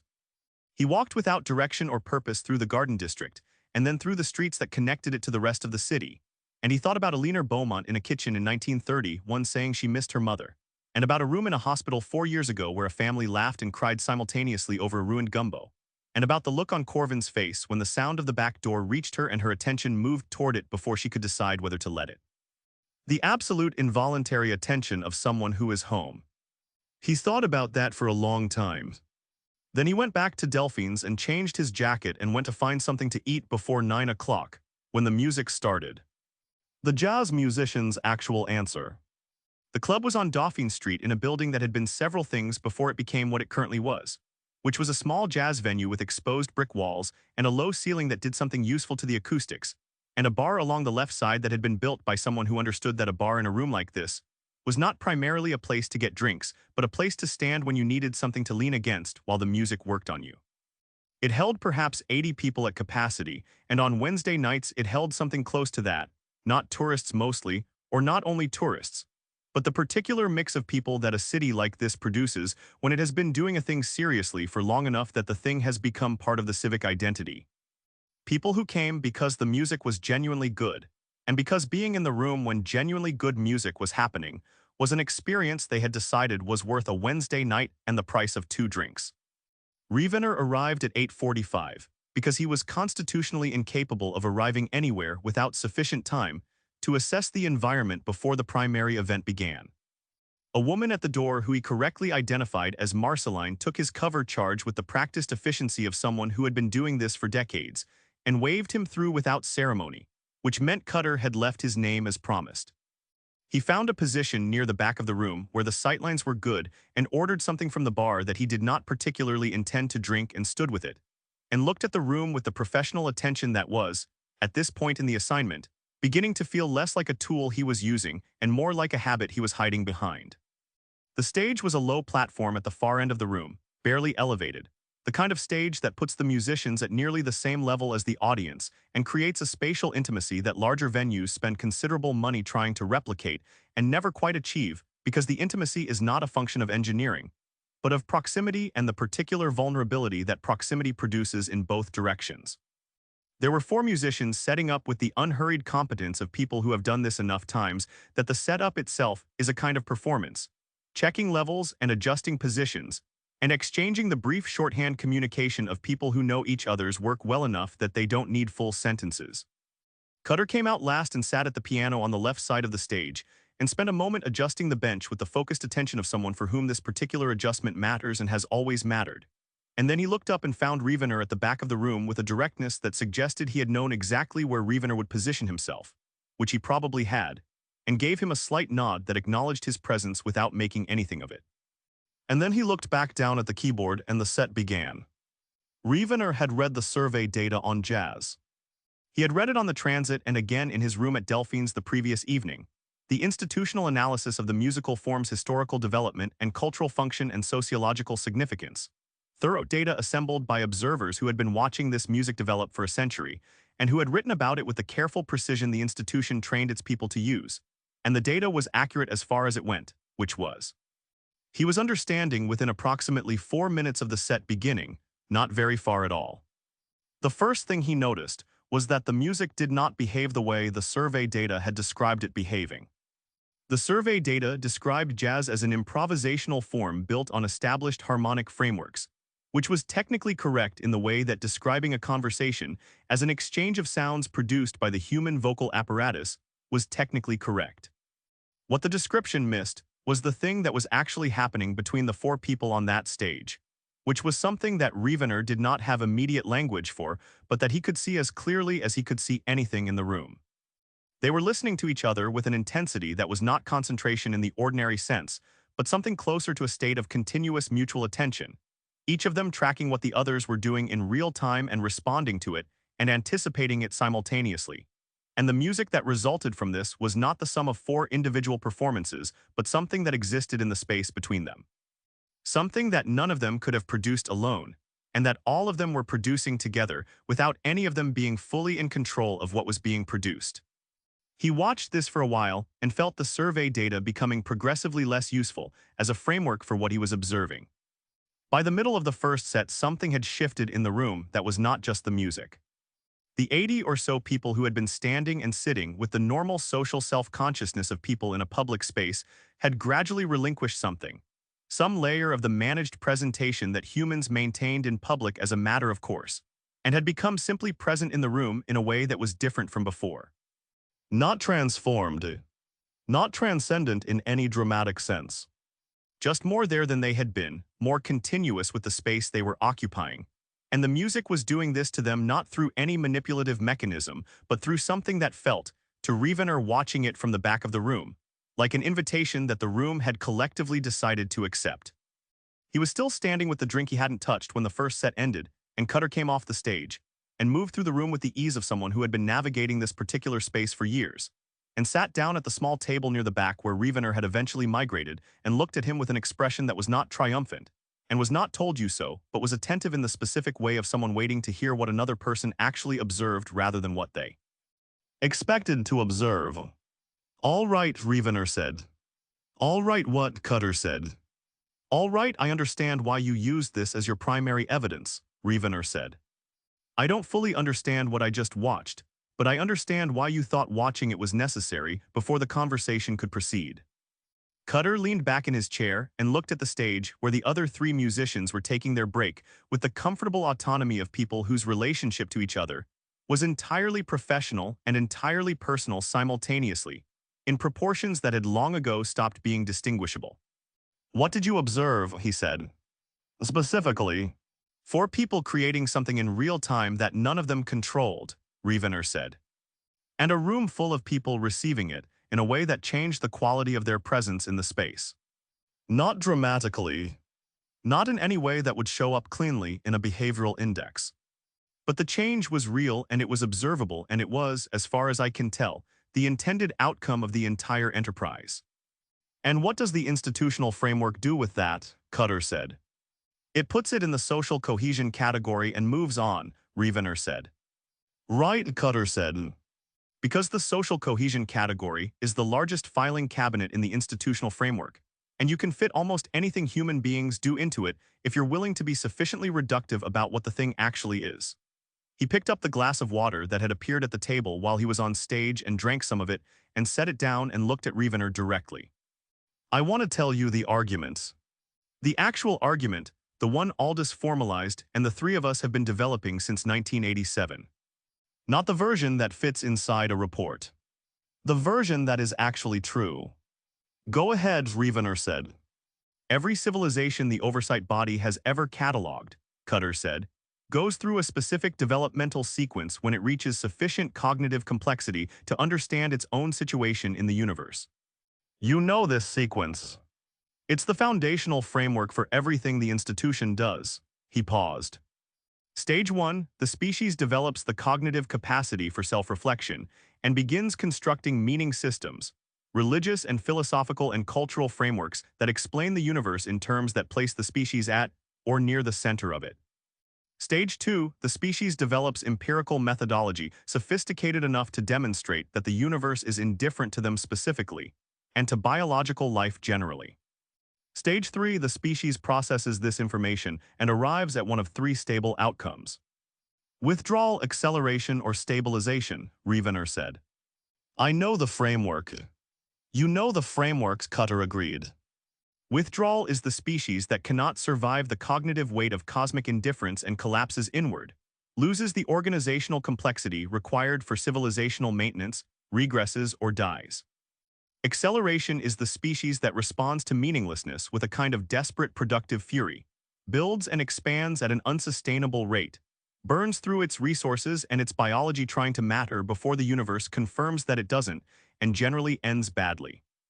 Stabilization is the mature outcome, the species that processes the indifference, accepts it as a fundamental condition of existence, and reorganizes its civilization around utility and function rather than meaning, which is sustainable and rational and produces the kind of orderly long-term development that the institution considers the benchmark of civilizational health.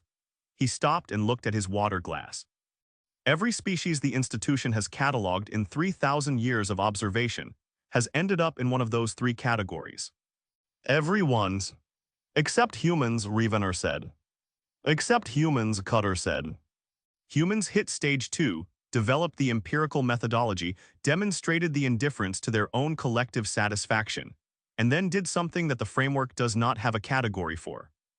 They looked directly at the indifference, understood it, accepted it at least partially, and then constructed meaning anyway. Not in ignorance of the indifference. With full knowledge of it. They built their meaning systems and their art and their music and their religions and their love stories and their jokes and their traditions with complete awareness that all of these things were constructed, that they were the builders, that the universe did not confirm or require or validate any of it, and they did it anyway and they did it with a seriousness, and a commitment that the framework can only describe as irrational because the framework was not built to describe what it actually is. Which is what, Rievenor said. Cutter was quiet for a moment, and the room was doing its betweensets thing around them. People at the bar and people at tables and the low continuous texture of human conversation filling the space that the music had vacated, and the sound of it was its own kind of evidence for what Cutter was about to say. It's a choice, he said. A conscious, repeated collective choice to create meaning in full knowledge that the meaning is created rather than given. And not just to create it, but to share it. To offer it to other people and receive what other people offer and build something between them that is real in every sense that matters, even though it has no foundation in the indifferent universe except the choosing of it. He looked at Rievenor steadily. What happened on that stage tonight was not social cohesion. It was four people choosing in real time to create something together and offering it to a room full of people who chose to receive it. The choosing is the thing. The choosing is what the institutional framework has no category for, and what I have been watching this species do in 10,000 variations for 200 years. Rievenor sat with that for a long moment. Around them, the room continued its conversation, and someone laughed at something somewhere to their left with the involuntary completeness of genuine laughter, and the sound of it moved through the space, and several people nearby smiled without deciding to. The oversight body's position, Rievenor said carefully, would be that the choosing is a cognitive artifact of the species' evolutionary history, a behavioral residue of the meaning-making mechanisms that developed in stage 1, and that the species has not fully shed in its transition to stage 2. A useful dysfunction, essentially. Something that helps them function without being significant in any larger sense. Yes, Cutter said. That's exactly what the oversight body's position would be. And that position is defensible within the framework because the framework was designed to make it defensible. He leaned forward slightly. But here is the problem with that position, and this is what Aldous understood before either Corvin or I did. This is why Aldous is the one who formalized the conclusion, even though we were all three arriving at it. The choosing is not a residue. It's not something the species is carrying from an earlier stage of development that it hasn't managed to shed yet. It is a fully developed, fully conscious, actively maintained capacity that humans exercise with increasing sophistication the more they understand about the indifference of the universe. It gets stronger when they know more. It is not weakened by the knowledge that the meaning is constructed.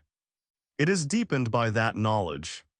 They choose harder when they understand more completely that the choosing is all there is. Rievenor looked at him. You're describing a species that has found a fourth outcome. I'm describing a species that has found a fourth outcome, Cutter confirmed. Not withdrawal. Not acceleration. Not stabilization through acceptance of meaninglessness. Something the institution has no name for because nothing in 3,000 years of observation required naming it. A species that lives with full knowledge of cosmic indifference and chooses meaning anyway and chooses it again every day and has built an entire civilization, a flawed and violent and chaotic and extraordinary civilization, on nothing more and nothing less than that repeated daily choosing. He paused. And the reason we couldn't file that conclusion is not that it's wrong. It's that the institution would have classified it as contamination, as evidence that the observers had been compromised by proximity to the subject, and would have shut down the study before the conclusion could be substantiated. And the conclusion needed to be substantiated because the alternative is a determination panel convening on incomplete data and making a decision about 8 billion people based on a framework that does not contain the most important thing about them. The second set was starting on the stage. Cutter glanced toward it and then back at Rievenor with the look of someone who has to return to something and is gauging whether the conversation has arrived somewhere sufficient to leave temporarily. There's more, he said. The full argument is considerably more than what I've just given you, and most of the rest of it is Aldous, who thinks about this at a level of precision that I can follow but couldn't reproduce. You need to talk to Aldous properly. Not the introduction you had yesterday. A real conversation. I'll talk to Aldous, Rievenor said. Tomorrow. Cutter nodded and stood. He looked at Rievenor for a moment with the expression of someone who has said a large thing and is now leaving the other person to sit with it, which is its own kind of respect. The drink you ordered 2 hours ago, he said, glancing at the untouched glass on the table. Marceline makes a decent one if you actually want it. You don't have to perform not drinking it. He went back to the stage and sat down at the piano and spoke briefly to the drummer, and then looked out at the room with the focused interior attention of someone preparing to do the thing they have been doing for so long that it has become not just a skill but a condition. And the set began again. And Rievenor sat at the small table in the back of the room and picked up the drink and drank some of it, and listened to 4 people choose something together in real time, and offer it to a room full of people who had come on a Wednesday night specifically to receive it. He stayed for the entire second set. He did not take notes. He did not compose preliminary report language in his head, which was a habit so ingrained that its absence was itself notable. He sat and listened, and at some point during the second hour of the music he became aware that something had changed in the quality of his attention, that he had stopped observing the room and had simply become part of it in the same unremarkable way that everyone else in the room had become part of it, and that this had happened without his deciding to let it happen and that he was not, at this particular moment, doing anything to reverse it. He walked back to Delphine's afterward through streets that were doing their late-night version of themselves, quieter but not quiet, the city's nighttime texture a different thing from its daytime texture but continuous with it, the same place in a different register. He walked without hurrying and thought about the choosing and about the framework and about a determination panel that was going to convene in 4 months with or without what he was carrying. And he thought about what Cutter had said about the fourth outcome, and whether the institution had the capacity to receive it or whether the institution was, as the three observers had concluded in 1987, simply not built for this particular truth. He sat up late in the room at Delphine's with the window open to the courtyard and the night sounds of the city coming in through it. And he thought about 8 billion people who woke up every day in full knowledge, conscious or not, that the universe owed them nothing, and who chose anyway, over and over, to build things and love people and make music and tell stories and laugh at funerals and keep going. And he thought about what it meant that 3 trained observers had watched this for long enough that the watching had changed them permanently and fundamentally. And he thought about the fact that he had now been in this city for 4 days, and had not filed a report since day 3, and that the gap between those two facts was not a coincidence. He did not file a report before he went to sleep. He told himself he would file in the morning, and he probably believed it, and he lay in the dark in Delphine's house, listening to the city outside the open window doing what it always did, which was refuse to be indifferent, and eventually he slept. 3,000 years of missing this. The records room on the oversight bodies station existed in a part of the building that nobody went to voluntarily, which was a condition it shared with records rooms in institutions throughout the surveyed galaxy, because the surveyed galaxy had apparently arrived independently, and repeatedly at the conclusion that the past was best stored somewhere inconvenient. It was 3 levels below the operational floors, accessible by a service corridor that branched off the main transit hub in a direction that required knowing it was there before you could find it. And it was maintained at a temperature several degrees cooler than the rest of the station in the way of rooms that contained things more important than the comfort of the people retrieving them. Rievenor had spent a significant portion of 3 separate assignments in records rooms on various stations and postings throughout his career, and he had developed the records room habit early, which was the habit of going to the primary sources before forming conclusions, of reading what was actually written rather than what the summary document said was written. Because summary documents were made by people, and people made choices about what to summarize, and those choices were themselves data if you knew how to read them. He was thinking about this now, sitting in his room at Delphine's on the 6th morning of his assignment with the window open to the courtyard, and the early sounds of the city establishing themselves in the air outside. Because what he had been doing since the previous night's conversation with Cutter was something that functioned like records room work, except that the records were in his own memory, and the primary sources were the conversations he had been having, and the things he had been observing and the growing gap between what those things were telling him and what the institutional framework he had arrived with said they should mean. He had been with this assignment for 6 days. He had talked to all 3 observers now, formally and informally, had been in their spaces and heard their histories and sat in a room while Cutter played music that did something to the quality of the air. He had met Aldous briefly at the 4 o'clock meeting 2 days prior. A tall, quiet man in his apparent mid-60s with the specific stillness of someone whose interior life was considerably more active than his exterior suggested, who had listened to the formal retrieval order with an expression of polite philosophical patience, and said that he understood and that he would make himself available for a full conversation at Rievenor's convenience, and had said both of these things in a tone that indicated he had a great deal more to say and was choosing his moment carefully. He had not yet had the full conversation with Aldous. He was aware that he was building toward it, and that what Cutter had given him the previous night was in some sense a preparation for it, a foundation laid before the larger structure. What he kept returning to, in the quiet of the early morning with the coffee Delphine had left outside his door going warm in the cup, was a question that had not been in his briefing materials, and that he had not formulated consciously until sometime in the small hours when sleep had declined to arrive, and he had lain in the dark listening to the city outside, and found the question assembling itself out of everything he had read and heard and observed since arriving. The question was this: in 3,000 years of observation work, across hundreds of catalog civilizations and thousands of filed reports, and the entire accumulated institutional history of the oversight body, had the observation ever changed the observers in any way that the institution had subsequently treated as significant rather than as a personnel problem to be managed? He did not know the answer with certainty. He knew the answer he expected, which was no, and he knew that the expected answer was not the same as the verified answer. And the difference between those two things was the kind of difference that his career had taught him to take seriously. So he had gotten up at 5 in the morning and made a list from memory of every native contamination case he had personal knowledge of, either through direct involvement or through the institutional record, and he had looked at that list for a long time before he understood what he was actually seeing in it. There were 11 cases in his direct professional memory. 4 of them he had closed personally. The others he knew through the record or through colleagues who had handled them. In every case, the institutional response had been the same: retrieval of the affected observers, psychological evaluation, reassignment to desk posting for a period determined by the severity of the contamination, and a formal addendum to the mission record noting the contamination event and its resolution. Clean, consistent, procedurally sound. The institution handled these cases the way it handled every personnel irregularity, which was to say it handled them as irregularities, as deviations from a norm that the handling itself reaffirmed. What Rievenor had not done, in any of the 4 cases he had closed personally or in his review of the others, was ask what the contaminated observers had actually found. He had read their final reports, or the summaries of their final reports, which was not the same thing, and he had categorized the contamination and documented the retrieval and moved on, and it had never once occurred to him to treat the contamination itself as data rather than as a failure of discipline.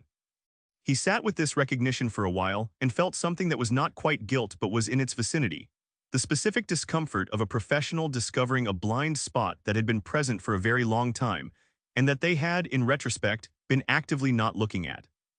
The institution had been doing observation work for 3,000 years.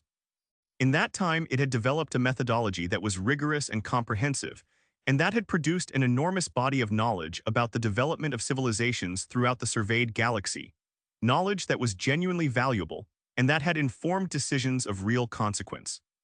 Rievenor did not doubt this and was not interested in dismissing it.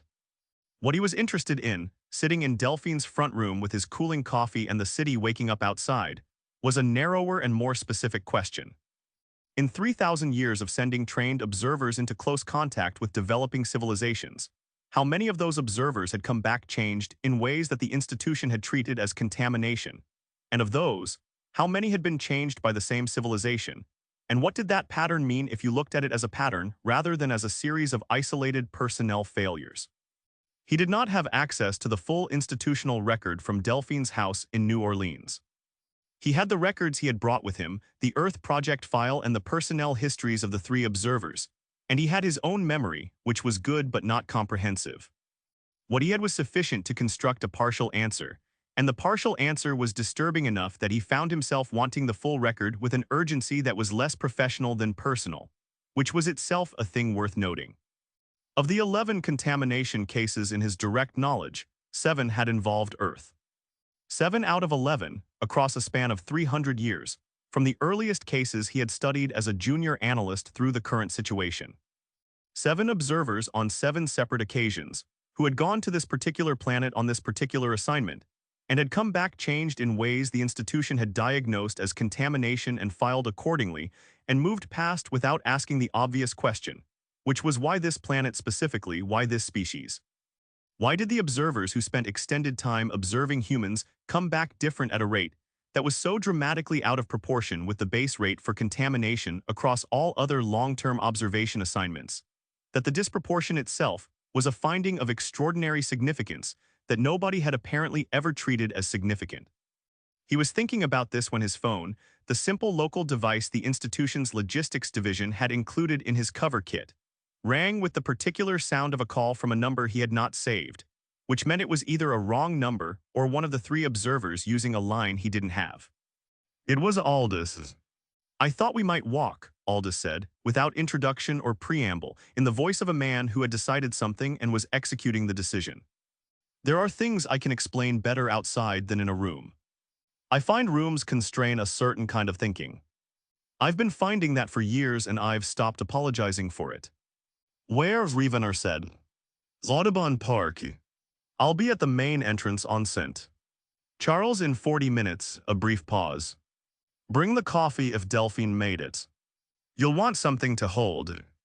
He hung up and Rievenor sat for a moment looking at the phone, and then got up and finished getting dressed and went downstairs, and found that Delphine had, without being asked, put coffee in a thermos on the hall table with the matter-of-fact generosity of a woman who had been reading the requirements of her house guests for 40 years, and had long since stopped needing to be told what those requirements were. Aldous was already at the park entrance when Rievenor arrived, standing with his hands in his jacket pockets, and his face turned toward something in the middle distance with an expression of focused interior attention that Rievenor was beginning to recognize as the man's default state when he was not actively engaged with another person. He was tall and spare in the way of people whose bodies had been maintained for appearance rather than comfort, with a face that had lines in it that suggested a history of sustained and serious thought, and eyes that when they turned to Rievenor had the quality of eyes that have been looking at large things for a very long time and have learned to be patient about what they find. He fell into step beside Rievenor without ceremony, and they walked into the park along one of the wide paths that curved through the live oaks, and the morning was cool in the way of November mornings in this city, which was cool without committing fully to it, the cold a suggestion rather than a fact. Cutter told you the argument last night, Aldous said. It was not a question. The outline of it, Rievenor said. He said the full version was yours. The formalization is mine, Aldous said. The observation was collective. We were all three arriving at the same place from different directions over the same period of time, and what I contributed was the precision rather than the discovery. Cutter experienced it through the music, and through what 2 centuries inside human lives did to him. Corvin experienced it through the family, through what watching the same human story repeat and vary and accumulate across 12 generations did to her understanding of what the story was. I experienced it differently. He paused and looked up at the canopy of oak trees over the path, the Spanish moss hanging from the branches with the unhurried patience of something that has found a position it intends to maintain indefinitely. I experienced it through the history. Tell me, Rievenor said. I was assigned to the Earth Project in 1531, Aldous said. My first posting.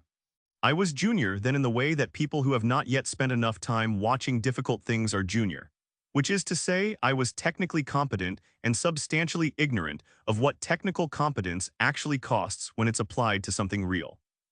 My first body here was a Spanish monk in the Americas, which was, in retrospect, one of the more educational starting positions the institution could have assigned me to, because the Spanish in the Americas in 1531 were doing something that the institutional framework described as civilizational expansion, and that I was observing from close range as something considerably more complicated and considerably more terrible than that description suggested. He stopped walking for a moment and stood looking at a section of the park, where the trees opened onto a wide lawn, and the morning light was lying across the grass with the particular quality of early light that has not yet committed to the full brightness of day. A man was walking a dog at the far edge of the lawn, and the dog was conducting its own investigation of the grass, with the focused professional intensity of a creature for whom the ground was a text of extraordinary richness and complexity. I spent 40 years in that first body, Aldous said, watching what humans did to each other in that period of their history in that particular place, and I filed reports that were accurate and thorough and that described what I observed with the precision the institution required, and I believed at the time that the precision was adequate, that if you described a thing accurately enough you had done justice to the thing. He began walking again and Rievenor walked beside him. By the end of those 40 years I had understood that this was wrong, that there was a category of human experience that accurate description did not do justice to, because the thing being described was not the behavior but something underneath the behavior that the behavior was the expression of, and that the institutional framework had never developed tools for the thing underneath, because the thing underneath did not exist in any other species the institution had observed, and therefore the institution had never needed tools for it. What is the thing underneath? Rievenor said. Aldous looked at him with an expression that was precise and patient, and had behind it the weight of nearly 500 years of thinking about exactly this question. I'll get to it, he said. I want to give you the history first because the history is the evidence and the evidence matters. I don't want to give you the conclusion without the evidence, because the conclusion without the evidence is the reason we couldn't file it. It sounds like contamination without the evidence. It sounds like three observers who fell in love with their subject and invented significance to justify staying. The evidence is what makes it something else. They walked in silence for a moment through a section of the park where the trees were older and closer together, and the path darkened under them and the moss hung lower and the whole atmosphere changed in the way atmospheres change when you move through old growth. Something in the air that was different from the open spaces, denser and more patient. Rievenor opened the thermos and drank some of the coffee, and handed it to Aldous, who took it without looking and drank some, and handed it back in the manner of two people who have been walking and talking together long enough that the thermos is simply part of the shared space between them. I want to tell you about 1755, Aldous said. Lisbon. The 1st of November, which was a Catholic feast day called All Saints, which meant the churches were full at 9:30 in the morning when the earthquake hit. You will have this in the survey data. The Lisbon earthquake is one of the most documented natural disasters in European history. What the survey data will give you is the physical parameters of the event, the magnitude, the subsequent tsunami, the fires that burned for 6 days, the death toll, which was somewhere between 30 and 60,000 people, depending on the source and the methodology. What the survey data will not give you, because the observer who filed it was working within the institutional framework, and the institutional framework did not ask for it, is what happened in the city in the days after. He paused to let a group of joggers pass on the path, two young women running together with the easy rhythm of people who did this regularly, talking while they ran in the way that people who are comfortable in their bodies talk while they do physical things. And he watched them pass with an expression that was attentive in the specific way he was attentive to human beings moving through the world, the expression of someone for whom the sight of people going about their ordinary lives had never become ordinary. I was there, he said. In the city. A Portuguese merchant in my fourth body, established in the city for 11 years, embedded deeply enough that when the earthquake hit I was in the commercial district rather than the churches, and survived with my building largely intact while half the city around me did not. And what I observed in the days after, which I did not file because the institutional framework gave me no form to file it in, was this. Within 72 hours of the event, the survivors had begun. Not rebuilding, not yet, the rubble was still burning in places. They had begun the work of finding each other. People who had lost everything they owned were sharing what they had with people who had lost more. People were digging in rubble not for their own property but for strangers, because someone might be alive underneath, and that possibility was sufficient reason to dig until your hands bled. People were building makeshift structures not for themselves but for whoever needed them, on a logic that was not transactional, and was not the social cohesion mechanism the framework would have categorized it as, but was something that looked, from where I was standing in the rubble of Lisbon, like an instinct so deep it did not require a decision. Like a thing the species simply did when the situation was extreme enough that the ordinary layers of self-interest and social management fell away, and what was underneath was revealed. He stopped walking and stood on the path in the dappled oak light, and looked at Rievenor with an expression of settled certainty that was the expression of a man who had been carrying something for a very long time, and had worked out every dimension of it. What was underneath, he said, was this.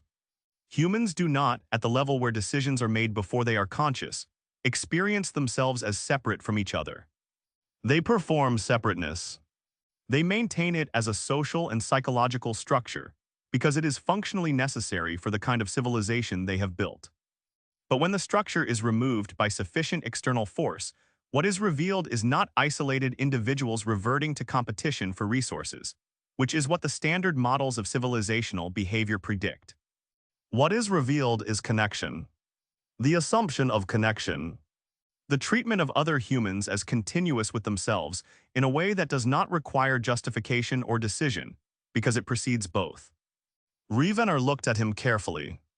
The institutional framework would say you're describing a sophisticated social survival mechanism, he said. Cooperative behavior under crisis conditions as an evolutionary adaptation.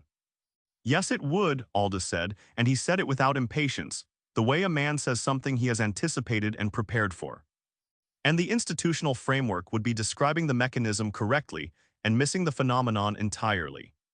Because what I observed in Lisbon in 1755 And what I observed in the same essential form in San Francisco in 1906 and in London in 1940 and in a dozen other crisis points across 5 centuries of this work was not the activation of a survival mechanism.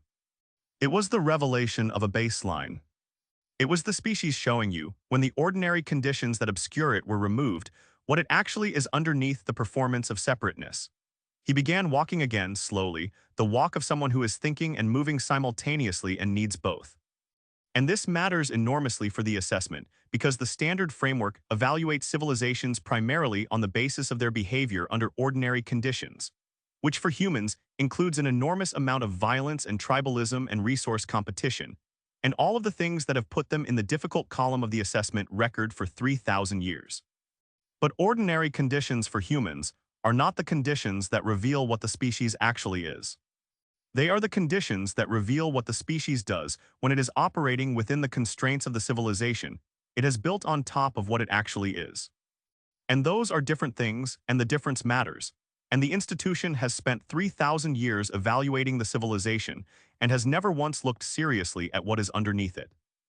They had come around the long curve of the path and emerged at the edge of the park's lagoon, a long stretch of still water that reflected the oak trees and the sky with the fidelity of very still water in morning light. And they stopped there for a moment and looked at it. And the man with the dog had arrived at the same place from a different direction. And the dog was standing at the water's edge investigating the smell of the water with the same focused professional intensity it had brought to the grass.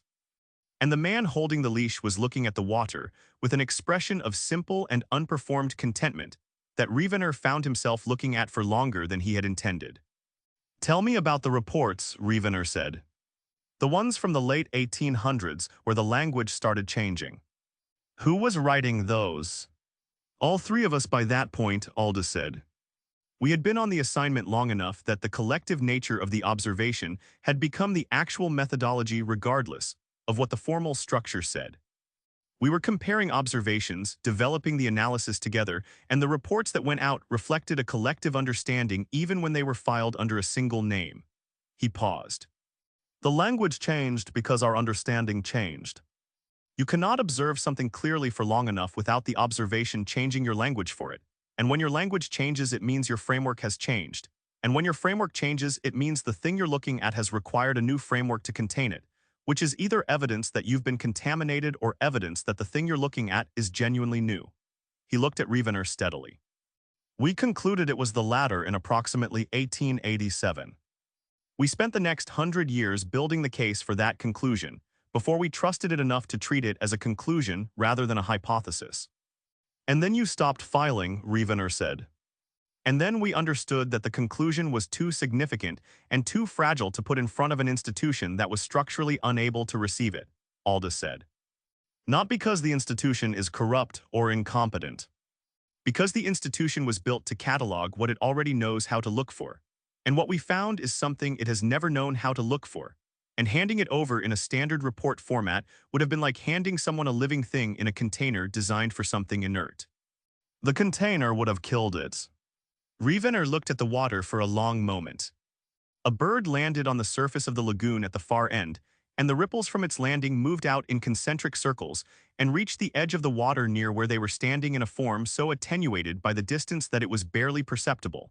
Just the faintest movement at the water's edge, and then it was still again.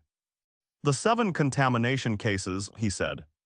"The Earth Project contamination cases specifically. I went through my records this morning. 7 out of 11 cases in my professional history involved this assignment. Did you know that?" Aldous looked at him with an expression that was not surprise. "We knew the rate was high," he said. "We didn't know your specific numbers.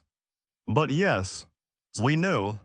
And we have always considered it the most straightforward piece of evidence we have for the significance of what we found, because the contamination rate for Earth observers is not a personnel problem. It is a replication of our result across multiple independent observers over multiple centuries, which in any legitimate scientific framework would be considered confirmation of the finding rather than evidence against it." He paused. "The institution inverted that. The institution took the repeated confirmation of the finding and filed it as a repeated failure of discipline, which is either a profound institutional blind spot or something considerably more troubling than that. What's more troubling than a profound institutional blind spot? Rievenor said. Aldous looked at him with the patience of a man who had thought about this longer than Rievenor had been alive in his current body. The possibility that the institution knows exactly what it has been filing and has been filing it that way deliberately, he said, because the alternative to filing it as contamination is acknowledging that 3,000 years of observation methodology has been built on a framework that cannot accommodate the most important finding in its own history. And that acknowledgement has consequences for every determination the institution has ever made and every civilization those determinations affected. He let that sit for a moment. I don't know if that's true. I genuinely don't know, and I want to be honest with you about the limits of what I know versus what I suspect. But I know that the question is real, and that it needs to be asked by someone with the institutional standing to ask it and the security clearance to get an honest answer. They stood by the water for a while after that without talking, the morning moving around them with the slow confidence of mornings that are going to become full days regardless of what the people standing in them decide to do about it. The dog had given up on the water's edge and was now engaged with something in the grass nearby with the focused enthusiasm of a creature that found the world consistently and reliably full of interest. And its owner was watching it with an expression of fond amusement that had no self-consciousness in it whatsoever. The pure, uncomplicated pleasure of a person watching something they love do what it does. Rievenor watched this for a moment and thought about baseline states and performed separateness, and the thing underneath the civilization and what it meant that he had now been in this city for 6 days, and that the city had gotten into him in a way he had not predicted and could not fully account for, and was no longer trying to resist as actively as he had been on day one. He thought about the 7 contamination cases, and about the institutional record, and about what Aldous had just said about the possibility that the institution understood more than it filed. And he thought about the determination panel waiting in 4 months with its existing framework and its existing conclusions, and the absence of 38 years of data that might have been the only thing capable of changing what that framework produced. I need to tell you something, he said to Aldous. Professionally, not as the argument for or against what you found. Tell me, Aldous said. The panel has members who have been waiting for this assessment for 20 years, Rievenor said. Members who have already formed their determination, and who are waiting for the formal process to confirm it. The data gap you created by going silent in 1987 does not weaken their position. It strengthens it, because incomplete data in a contested assessment defaults to the most conservative available determination, and the most conservative available determination for a species with humanity's violence indices is not contact. It is not even quarantine, he looked at Aldous steadily. You need to understand that what you withheld to protect the finding may have created the precise conditions under which the finding becomes irrelevant. Because if the panel convenes and makes its determination before we can put what you found in front of the right people, it won't matter how significant the finding is. The process will have concluded and the conclusion will stand. Aldous was quiet for a long time. The bird at the far end of the lagoon took off from the water with the heavy, deliberate wing beats of a large bird and flew low across the surface, and rose at the end of the water and disappeared into the trees. And the water settled back to its stillness, and the morning continued around them with the complete indifference of mornings to the things people were working out while standing in them. How long do we actually have? Aldous said. 4 months, Rievenor said. Possibly less. And 30 days for the retrieval. 24 now, Rievenor said. The retrieval and the report are the same thing. If I come back with the 3 of you and a documented case for reclassification that the moderates on the panel can work with, we have a chance. If I come back with nothing, or if I come back late, the panel convenes on what it has, and what it has is sufficient for the determination they want to make. Aldous looked at him with an expression that had moved into something new, something that was the expression of a man who has been operating on one set of stakes and has just been given a clear view of another set entirely, and who is intelligent enough to understand the difference immediately and honest enough not to pretend otherwise. Then we have work to do, he said quietly. More work than 24 days is going to comfortably contain. Yes, Rievenor said. Then we should stop standing by this water and go do it, Aldous said, and he said it with the particular quality of resolution that belongs to people who have been thinking for a very long time and have finally found the reason to stop thinking and begin. They left the park and walked back through the morning streets of the city toward Dauphine and the work that was waiting, and the city moved around them and above them and underneath them in the way it always moved, which was with the complete commitment of a place that had decided long ago that existing fully was the only way worth existing. And Rievenor walked through it and felt it and did not file anything about what he felt because he was past the point where filing it was the most useful thing he could do with it. And that was either contamination or something else, and he was becoming increasingly certain which one it was. The Street Festival. The festival had no single name that covered all of what it was, which was itself characteristic of the way this city organized its public life, which was to say it organized it loosely and allowed it to become whatever it became once enough people were occupying the same space with the same general intention. It happened every year in the second week of November in the blocks surrounding Congo Square, which was a piece of ground that had been many things across the city's history, and that held all of those things simultaneously in the way that certain pieces of ground in old cities hold their history not as a record but as a physical property, something in the earth itself that the people standing on it could feel without necessarily knowing why. The festival was nominally a celebration of the city's musical heritage, which was a description accurate enough to appear on the promotional materials, and insufficient enough to miss almost everything that the event actually was, because what it actually was could not be captured in promotional material without becoming something other than itself. Corvin had suggested it. She had come to Rievenor 2 days after his walk with Aldous, and told him that there was something he needed to see before the three of them could sit down together and give him the full documented case, something that could not be explained in a room or demonstrated through conversation, and that had been, for all three of them at different points in their time here, the moment when the abstract became concrete and the observation became something that could not be unfelt. She had said this with the precision of someone describing a methodological step rather than an experience, and she had said it with an undercurrent of something that was not quite urgency, but was close enough to it that Rievenor had not argued. They went on a Saturday afternoon, Corvin and Rievenor, walking from the streetcar stop on Canal through the streets that led toward the square, and the festival announced itself before it was visible, first through sound and then through the quality of human movement in the streets, the way people were walking toward something rather than through it, with the particular forward lean of bodies that have a destination they are genuinely interested in reaching. The sound was multiple and layered and came from several directions simultaneously, different music from different stages set up at intervals through the surrounding blocks, and the sounds overlapped and competed and occasionally, in the gaps between buildings where the acoustics did something unexpected, resolved into a temporary and accidental harmony that was more interesting than any of the individual sources.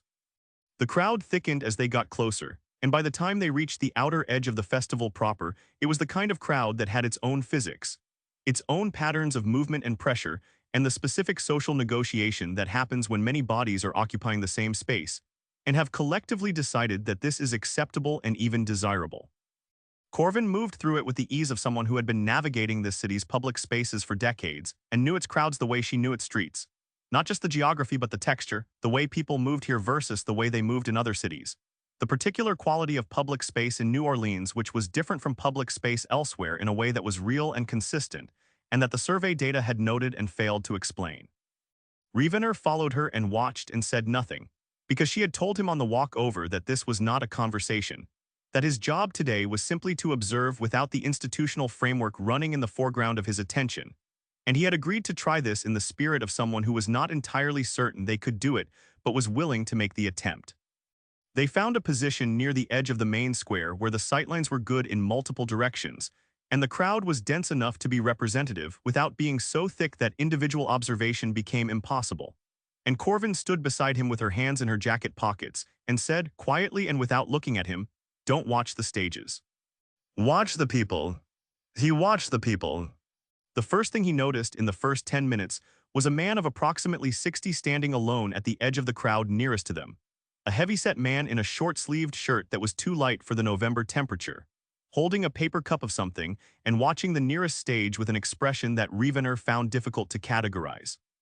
The man was not what the survey data would have described as engaged or responsive in any demonstrative way. He was simply watching. But the quality of the watching was something specific, something that was not the passive reception of stimulus, but an active and total orientation of the man's entire attention toward what was happening on the stage, a quality of presence that left nothing in reserve, and every 30 seconds or so something moved across his face that was too subtle and too continuous to be called an expression, and that communicated to Rievenor watching him that whatever was happening on that stage was reaching this man somewhere that his face could not fully contain and was not trying to. He watched the man for 4 or 5 minutes before the man became aware of being watched and glanced sideways at Rievenor with the mild, unconcerned curiosity of someone who has been caught in an unguarded moment and is entirely comfortable with that, who does not feel the need to adjust the expression or explain it, and then looked back at the stage, and Rievenor looked away and found somewhere else to rest his attention. There was a group of teenagers at the edge of his sightline, 4 of them, somewhere between 16 and 19 in appearance, doing what teenagers in groups do at public events, which involved a complex and continuous social performance directed primarily at each other while also engaging with the event itself, in a way that was genuine despite the performance layer over the top of it. 2 of them were filming things on their phones with the compulsive documentation instinct of a generation that had grown up in the conviction that experience required recording to be fully real. One of them was eating something with the focused pleasure of someone for whom food was currently the most important thing happening. The 4th was standing slightly apart from the other 3 watching the crowd with an expression of absorbed attention that was different from his friend's relationship to the event. More interior, more private, as though he was conducting an observation of his own that he had not shared with the others and did not intend to. Rievenor watched these 4 and found himself thinking about what Aldous had said about baseline states and the performance of separateness. Because what he was watching in these 4 teenagers was both things simultaneously, the performance of a social identity within the group and occasionally and briefly. The dropping of that performance when something on the stage or in the crowd caught one of them genuinely enough that the performance became unnecessary for a moment, and the person underneath it was briefly visible. And then the performance resumed and the moment was gone, and you would not have known it had happened if you had not been watching carefully. "There," Corvin said very quietly, and he followed the direction of her attention without her pointing. Because she had not pointed, she had simply shifted her weight slightly in a direction, and he had found himself following it. 15 feet away, there was a woman dancing. She was somewhere in her late 40s, a tall woman with her hair loose, and she was dancing alone in the small space she had created for herself at the edge of the crowd with the complete unself-consciousness of someone who had made a private decision about the relative importance of what other people thought, and had arrived at a settled answer. She was not dancing with technical skill. She was dancing with the specific quality of movement that belongs to people who are dancing because the music has made the choice for them, who have been listening long enough that the listening has moved down from the head into the body, and the body has started responding without consulting the head about whether this is advisable in public. Her eyes were half closed. Her expression was the expression of someone who is somewhere very specific and very interior while their body moves through an exterior space. And the people around her were giving her room without being asked, had opened a space for her without discussion or decision. The crowd adjusting itself around her the way water adjusts around something moving through it, naturally and without resistance. Rievenor watched her for a long time. He watched the people watching her, which was itself something worth watching, because the people watching her were watching with an expression that was consistent across very different faces and very different types of people. An expression that was not quite envy and not quite pleasure and not quite recognition, but contained something of all 3. The expression of people who were watching something they understood from the inside even if they were not currently doing it themselves. "She's been coming to this festival for 20 years, Corvin said, still quietly, still not looking at him but at the woman. "I've seen her here every year in this body. I saw her here in the body before this one. She was younger then, more self-conscious about the dancing. You could see her checking occasionally to see if anyone was looking. Now she doesn't check." A pause. "I've thought about that progression many times. What it means that the self-consciousness decreased as she got older, which is the opposite of what the institutional models of social behavior predict, which predict increasing conformity to social norms as individuals age and their investment in social stability increases. She went the other direction. She became more herself in public over time rather than less. I don't have a clean institutional explanation for that. She decided it didn't matter," Rievenor said, and then registered that he had said it with a certainty that was not analytical but was something else, something more direct. "She decided something," Corvin agreed. "Whether it was that it didn't matter or that it mattered more than the self-consciousness did. I've never decided which." They moved through the festival over the next 2 hours, not following a route but following attention, going where something caught them and staying as long as it held and moving on when it released them. Rievenor found himself doing something that he recognized, after a while, as the thing Corvin had asked him to do, which was observing without the institutional framework in the foreground, though he was not certain whether he had chosen to do this or whether the festival had simply made the framework less available by being more insistent than it was. He saw a child of perhaps 4 years old who had found a piece of metallic ribbon on the ground, discarded from some decoration or costume, and who had been holding it for the past 10 minutes with the focused reverence of someone who has found a significant object, turning it in the light to watch it catch and scatter the sun. Lost in this entirely while her father stood nearby talking to someone and checking on her every 30 seconds with the peripheral attention of a parent who has learned to trust the child's engagement while maintaining the ambient awareness that is the specific cognitive mode of parents in public spaces. The child was in a private universe entirely constructed around a piece of trash, and the universe was completely real and completely sufficient. And Rievenor stood and watched her and thought about what Aldous had said about humans creating meaning with full knowledge that the meaning was created, and thought that perhaps the mechanism was visible in its purest form in a 4-year-old with a piece of ribbon who had decided, without any philosophical framework at all, that this was treasure. And for whom the decision had made it true. He saw 2 elderly men at a folding table with a chess set between them playing with the slow, deliberate care of people for whom the game had long since exceeded its function as a game, and had become a form of companionship with its own grammar and its own rituals, and who were simultaneously playing chess and conducting a conversation that had been going on, from the ease and depth of it, for decades. A conversation that needed no complete sentences and no explanation of context, and that moved between the chess and the words and back again with the fluency of 2 people who had built a shared language over a long time together. He stood near them for a few minutes and could not hear what they were saying over the noise of the festival and did not need to, because what they were saying was visible in the way they were sitting, and the way they moved the pieces, and the way they occasionally looked up at each other with expressions that carried the whole history of a long friendship in their brief duration. He saw a moment between a man and a woman at the edge of the crowd that lasted perhaps 4 seconds, and that he could not fully describe afterward, because its content was entirely in the realm of what passed between them rather than what either of them did. A look exchanged over some shared observation about something in the crowd that produced in both of them simultaneously an expression that was private and complete, and that closed immediately when they looked away. A moment of perfect mutual recognition that existed and was gone, and that both of them would carry somewhere that the survey data had no coordinates for. He saw a group of musicians who were not on any stage, who had simply formed up in a corner of the square with their instruments and were playing for themselves and for whoever stopped, and whoever stopped became part of it in some way, even if stopping was all they did, because the music changed when people stopped, became aware of itself as something being received rather than just made. And the musicians became aware of the people and the people became aware of the musicians, and for the duration of the stopping something was happening between them that was its own small temporary complete thing. And then people moved on and others took their place and it happened again, slightly differently, the same essential thing in a different form.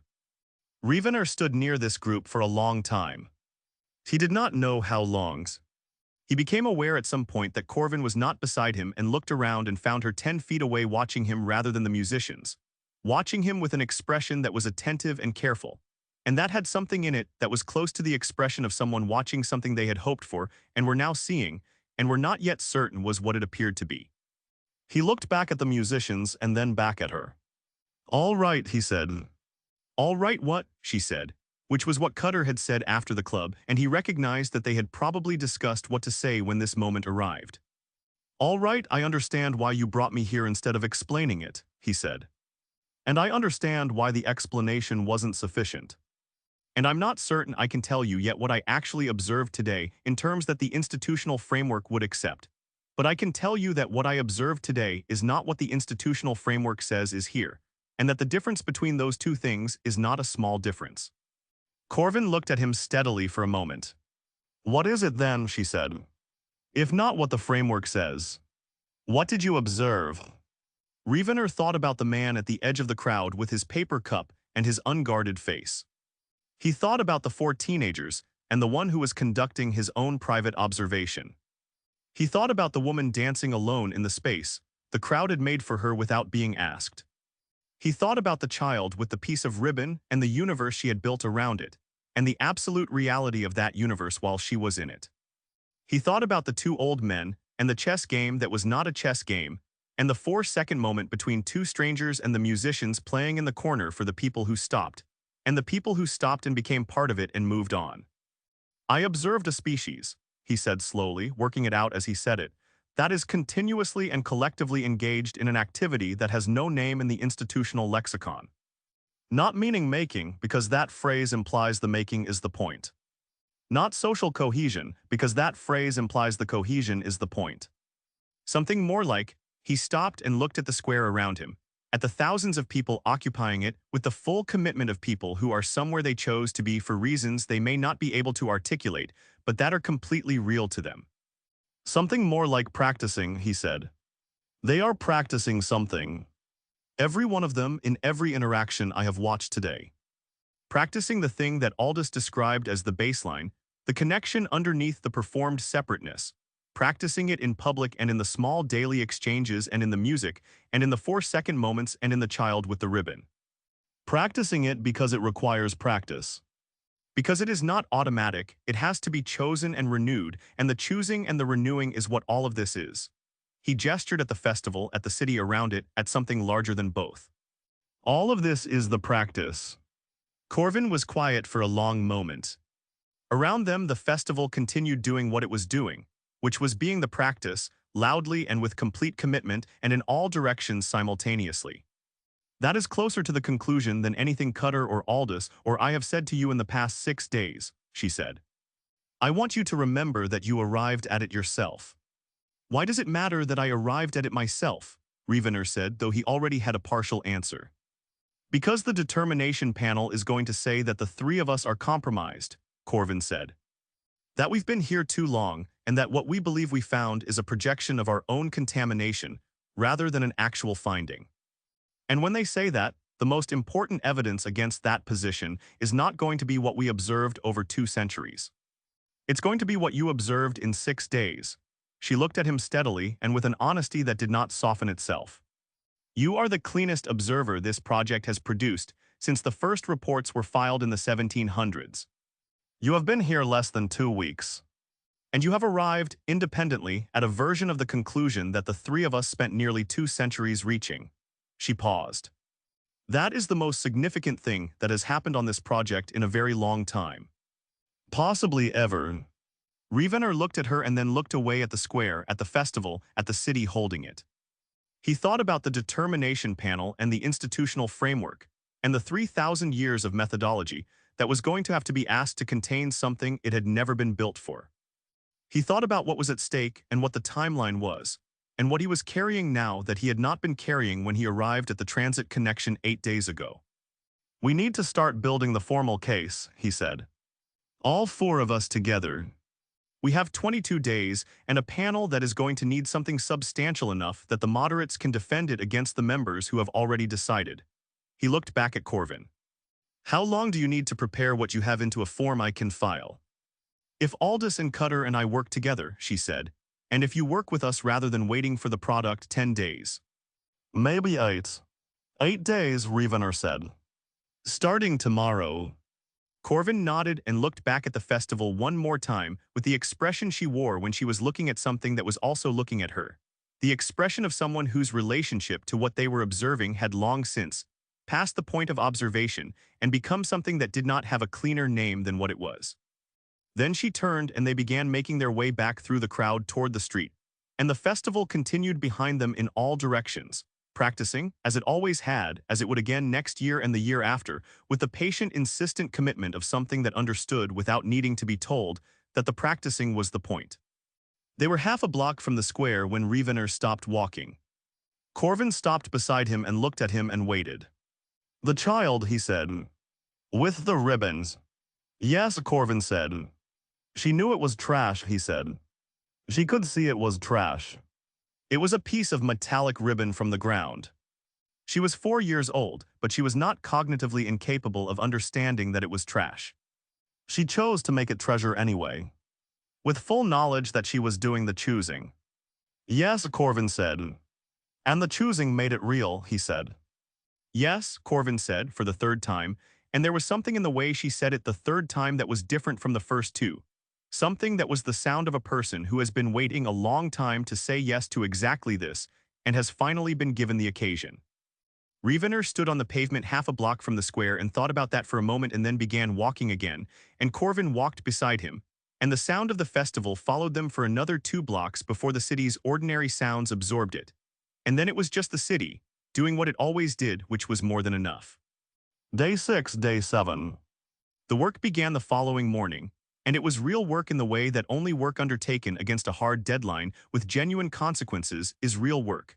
Which is to say, it had a quality of focus and urgency that clarified everything it touched and made the things outside its boundaries feel temporarily distant and unimportant. They used Cutter's apartment because it was the largest of the 3 spaces, and because Cutter's piano was there, and because at some point in the first 2 days of working together, it became apparent that Cutter thought better when he could move between the table where the documents were spread and the piano where he worked things out in a different register. And nobody suggested this was strange or inefficient, because nobody in that room was in a position to find anything about the way any of the others processed difficult material to be strange. Rievenor had not worked this way before. His previous assignments had been solitary in the specific way of institutional work, one person with a mandate and a methodology and a reporting structure that ran upward rather than outward, and the collaborative quality of what was happening in Cutter's apartment across those first 2 days was something he had to adjust to before he could use it properly.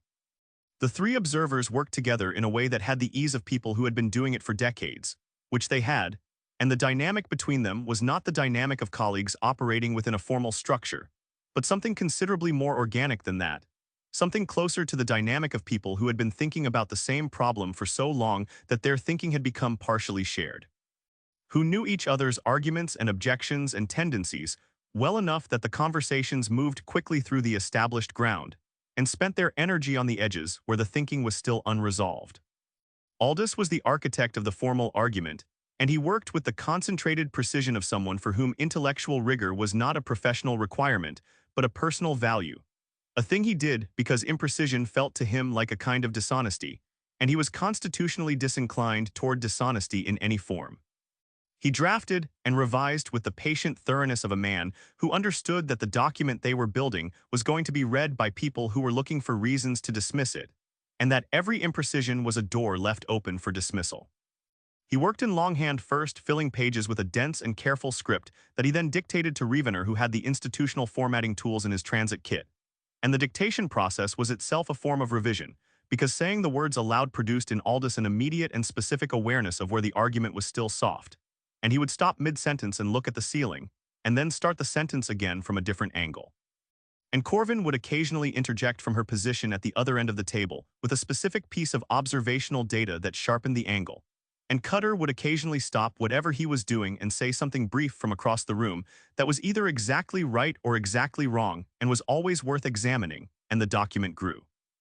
Corvin contributed the longitudinal data from the family study, 12 generations of observational records that she had maintained in private with the same rigor she had applied to the institutional reports. More rigor in some respects because these records had no audience and therefore no incentive for the careful professional presentation that institutional reports invited, and that was itself a form of selection, a choosing of what to foreground and what to allow to recede. Her private records had everything, the full texture of what she had observed across nearly 2 centuries of watching one family live and die and continue. And the data was extraordinary in the way that data is extraordinary when it has been gathered with patience and intelligence over a very long time by someone who understood what they were looking at and cared about it and never stopped looking. Rievenor read sections of these records at night when the working day was done and the apartment had emptied, and he had taken the documents back to Delphine's house and sat with them in the quiet room with the courtyard window. He read them with the attention he gave to primary sources, the attention that was looking not just at what was recorded but at the recorder, at what the records revealed about the observer as much as the observed, and what they revealed about Corvin was something that the institutional framework would have filed as the central evidence of contamination, and that Rievenor, reading it in the quiet of Delphine's house, was finding increasingly difficult to file as anything other than what it actually was, which was love. Not the romantic category of the word. The larger and more demanding category, the category that Cutter had been trying to describe when he talked about what accumulated across 200 years of living inside human lives. The thing that was not sentimentality and was not projection, and was not the corruption of objective judgment, but was in some fundamental sense that Rievenor was still working out the precise dimensions of, the thing that made accurate observation of human beings possible at all.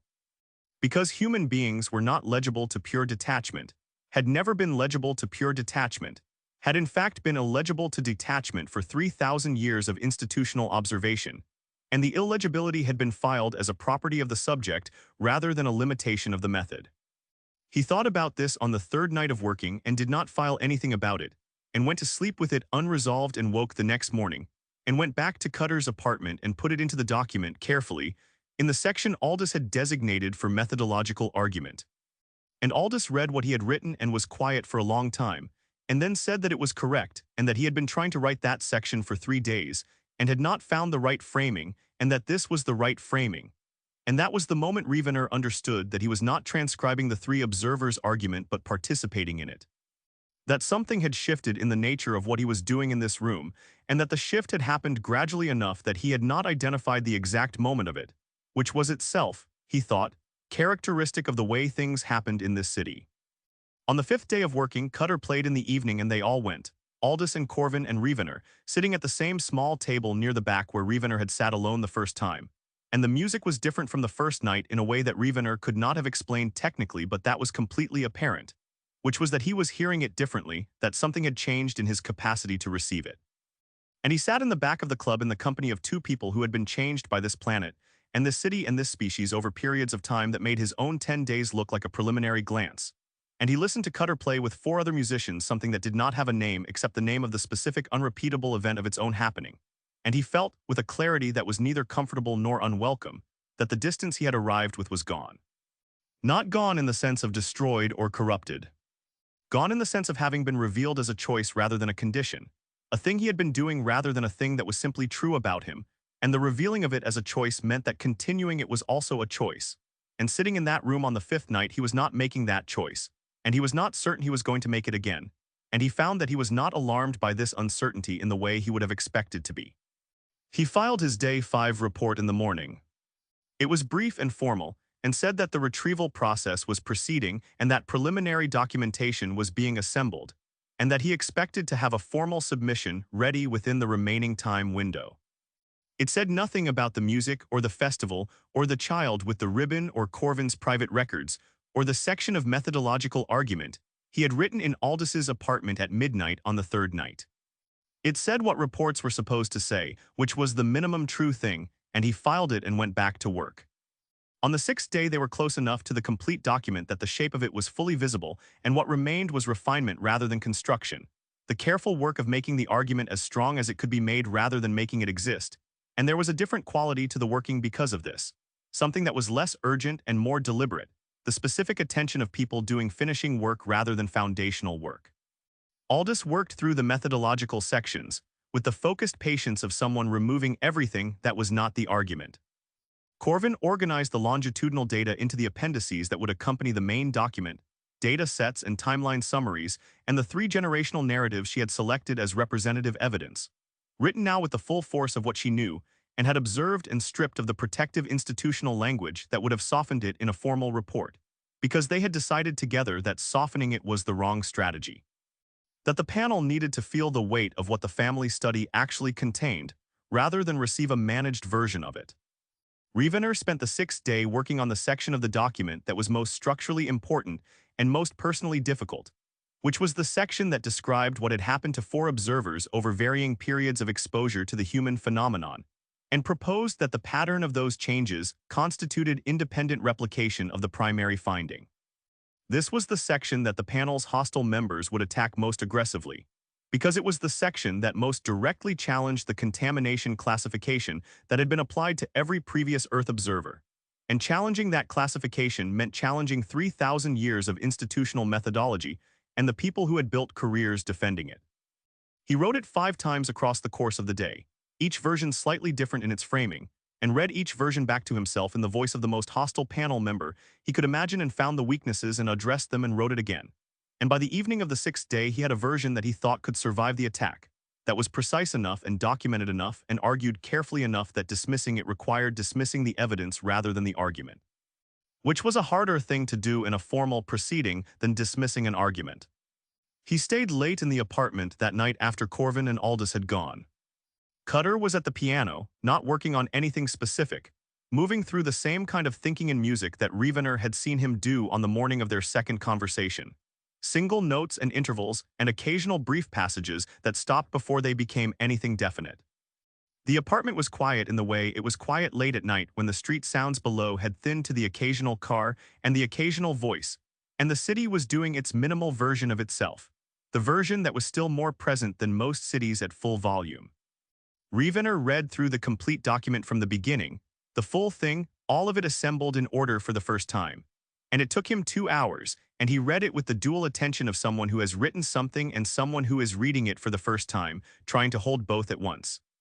And when he finished, he sat with it for a while in the way you sit with something that has taken considerable effort to produce, and that you believe is true, and that you understand is going to meet considerable resistance in the world.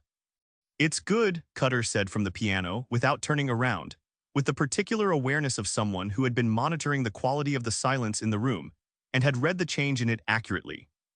"It's the best case we can make with what we have," Rievenor said. "Whether it's good enough depends on things we can't fully control." "That's true of most things worth doing," Cutter said, and played a short passage that was either a comment on what he had just said or something entirely unrelated and sounded like both. Rievenor looked at the document on the table in front of him. He thought about the Day 7 report that he needed to file in the morning. He had filed Day 5 and had not filed Day 6, which was a gap in the reporting record that the institution's monitoring system would flag within another 24 hours if it was not addressed. The Day 7 report needed to say something, needed to be the kind of brief formal communication that kept the retrieval process visible to the oversight body without triggering a secondary review, needed to perform the function of a report without actually being one in any sense that the document on the table in front of him was one. He sat at Cutter's table and opened the reporting interface on his institutional device and looked at the blank document for a long time. The piano behind him was quiet now. He could hear the street outside, the minimal late-night version of it, and underneath that the fundamental sound that the city never entirely relinquished regardless of the hour. Something that was not quite music and not quite conversation and not quite the sound of the river somewhere in the middle distance, but was all of those things at a frequency low enough that you felt it more than heard it, the city's continuous ground note. The sound of a place that had decided to exist with full commitment and had been making that decision every day for 300 years. He began the Day 7 report. He wrote 2 sentences and deleted them. He wrote 4 sentences in the formal institutional register he had been using since his first posting and read them back, and they were accurate, and they were empty in the specific way that language is empty when it is being used to not say something rather than to say something, and he deleted those as well. He sat with the blank document for another few minutes, and then he closed the interface without filing anything and sat in the quiet of the apartment with that fact, and examined it from several angles, and found that none of the angles produced alarm, which was the thing he most expected to find and the thing that most interested him by its absence.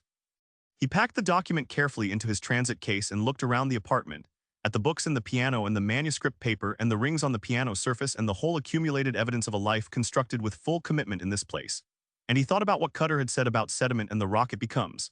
And he thought about 10 days that had done to him something he did not yet have complete language for.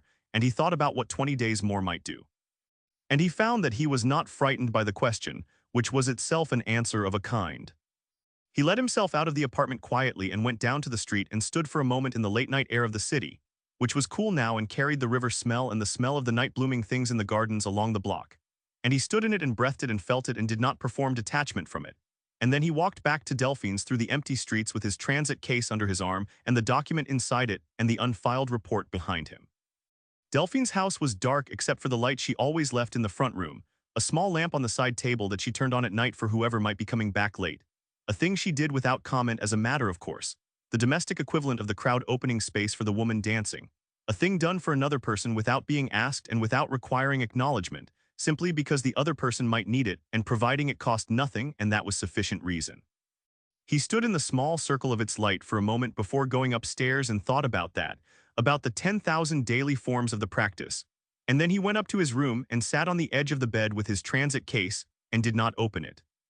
In the morning he went downstairs early and found Delphine in the kitchen, and she poured his coffee without being asked, and he stood in her kitchen and drank it, and she stood at her window and looked at her courtyard where the thing that had been growing up the wall all week had opened something, a small flower at the end of the highest tendril, pale in the early light, and she looked at it for a moment with the expression of someone receiving a thing they had been patiently waiting for and said, without turning from the window, that it had been trying to do that for 2 weeks and had finally managed it, And there was in the way she said it no particular drama and no performed delight, just the simple and complete satisfaction of someone who had watched something work towards something and had been present when it arrived. Rievenor stood in the kitchen and looked at the flower and felt something that was entirely disproportionate to a small flower on a wall in a courtyard in New Orleans, and that was, he understood, not about the flower at all, or not only about the flower. And he stood with it and did not file it and drank his coffee and then went out into the morning to go back to the work. He did not file the Day 7 report. He filed the Day 8 report instead, the following morning, and it said what it needed to say and nothing more, and the day that it covered, Day 8, which had been the day of the final work on the document, and the day that Aldous had read back the completed argument aloud to all four of them in the apartment, while the afternoon light moved across the walls and the street sounds came up through the open shutters, and nobody said anything when he finished for a long time. That day was not in the report either. And the report was accurate as far as it went, which was not very far at all, which was, he had come to understand, the only honest thing he could say about the relationship between the institutional report form and the reality it was supposed to contain.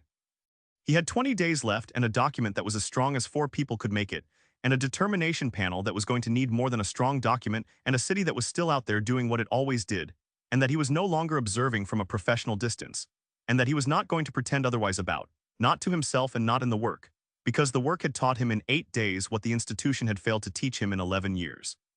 Which was that the distance was not the methodology, the distance was the obstacle, and the thing on the other side of it was not contamination. It was the point. What they actually found. The meeting that mattered happened on the 14th day, which was not planned for the 14th day specifically, but arrived there because the document had been completed on the 12th day and the 13th day had been spent by all 4 of them separately and without discussion. A day that none of them had called for explicitly, but that had happened anyway with the organic logic of things that need to happen because the thing before them requires a different quality of attention than the work of building it did. And by the morning of the 14th day, they were all ready in a way that the previous days had been preparation for. Cutter had made food, which was something Rievenor had not previously seen him do, and that turned out to be something he did with the same focused and unhurried attention he brought to everything else, moving around the kitchen in the back of the apartment with the ease of someone who had been cooking in this specific kitchen for years, which he had. Producing from what appeared to be a modest collection of ingredients something that smelled extraordinary, and that appeared on the table in the late morning alongside coffee and without ceremony.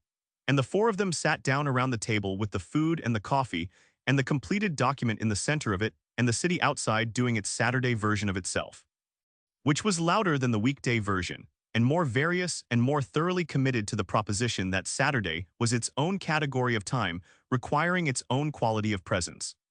They ate first. This was not decided. It simply happened, the food requiring the attention it required, and the conversation requiring the space that the food's completion would provide. And so they ate and talked about things that were not the document or the panel or the 30 days or the 8 billion people whose existence was implicated in what was sitting in the center of the table.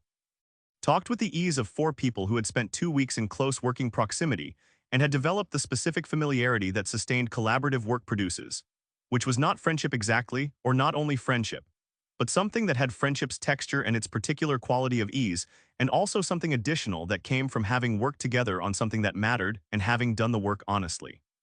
Aldous talked about a book he had been reading, a novel by a contemporary human writer that he had been working through in the evenings, and that had done something to him that he was still working out the dimensions of. Corvin talked about the family, about something one of the children had said the previous evening at dinner that had made the entire table laugh, including Corvin herself. And she told this story with the warmth of someone talking about people they love, and did not qualify that warmth or apologize for it, and nobody in the room expected her to. Cutter talked about the previous night's set, about a moment in the second hour when something had happened between the 4 musicians that he had been trying to describe to Rievenor for 2 weeks, and that he had finally, the previous night, simply stopped trying to describe and allowed to happen, and had found that allowing it to happen told him more about what it was than the describing had, which was, he said, probably a lesson about something larger than jazz. Rievenor listened to all of this and participated in it and felt the quality of the morning, the food and the coffee and the conversation, and the light coming through the open shutters at an angle that suggested late autumn without insisting on it.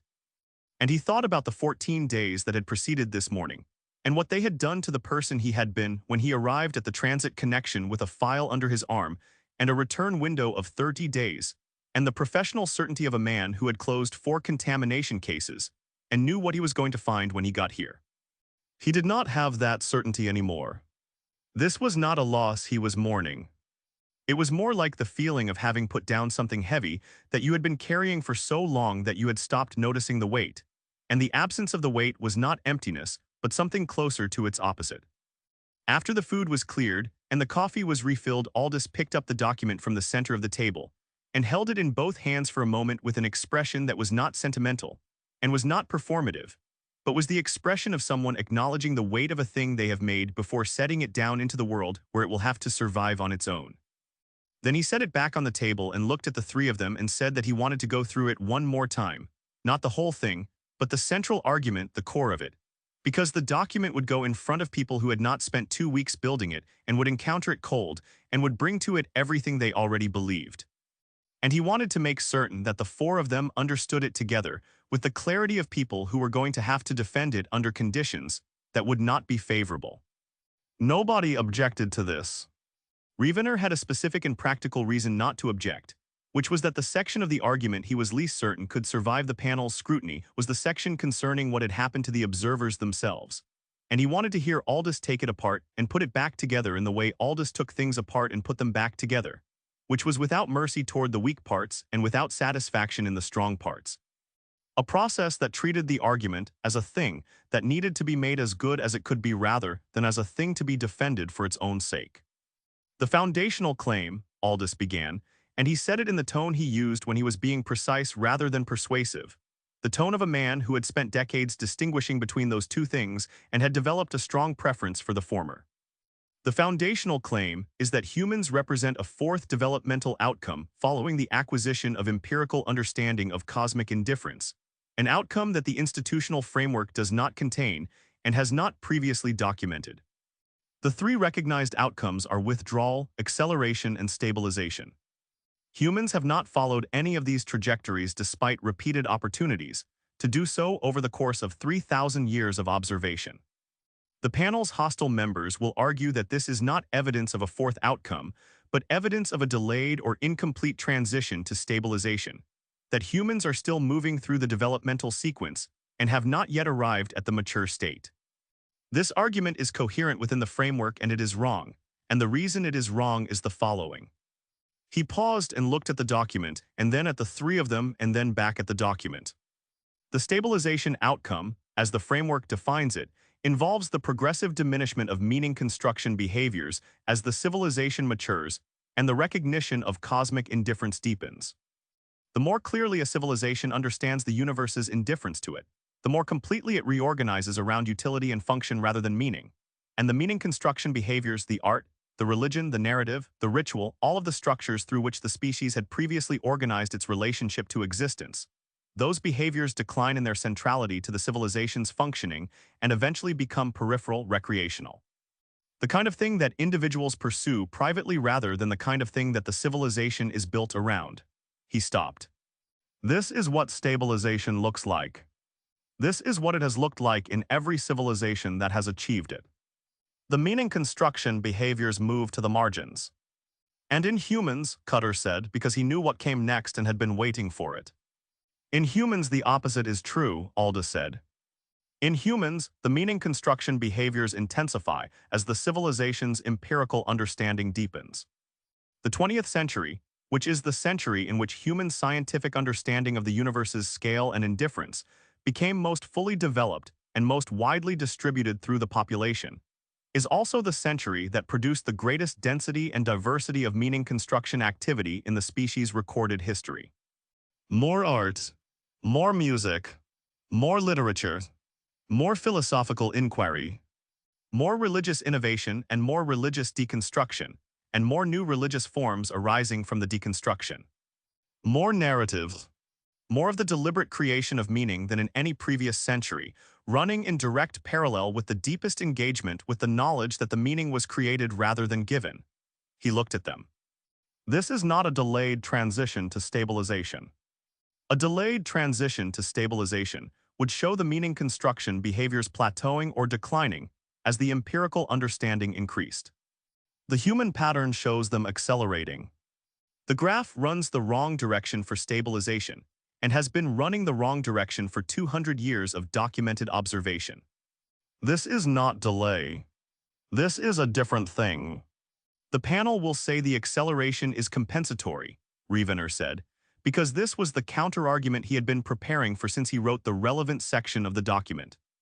That humans produce more meaning construction activity in response to increasing awareness of meaninglessness precisely because they cannot achieve stabilization. That the acceleration is evidence of a species that is cognitively incapable of the mature outcome and is substituting compulsive meaning-making for genuine developmental progress. Yes, Alda said.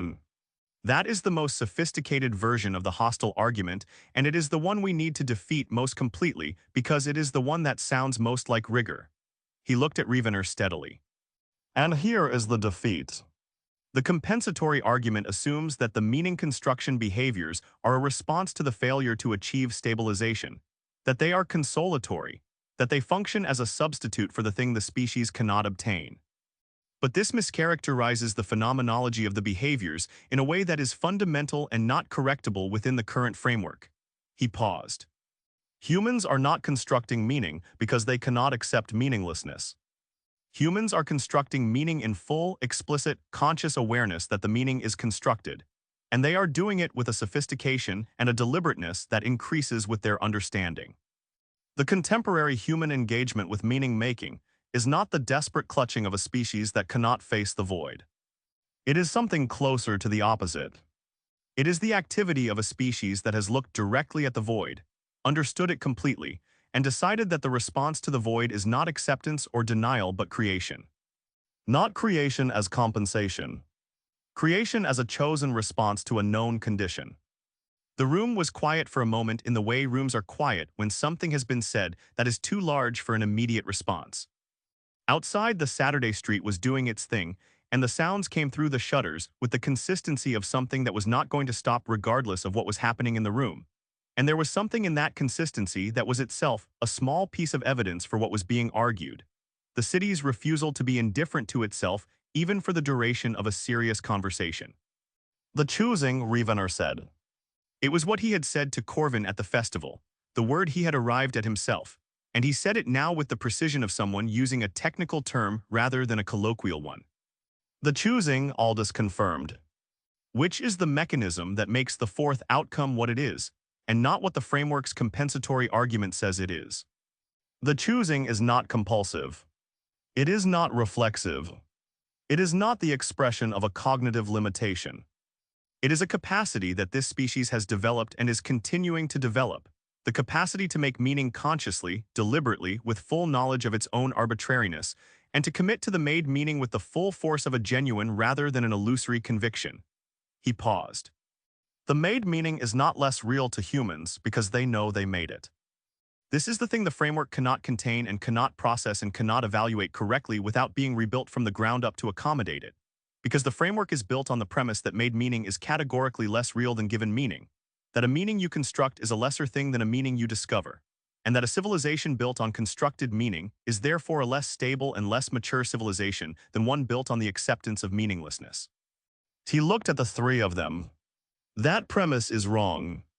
We know it is wrong because we have watched this species operate on the opposite premise for 3,000 years, and the result is not instability and immaturity.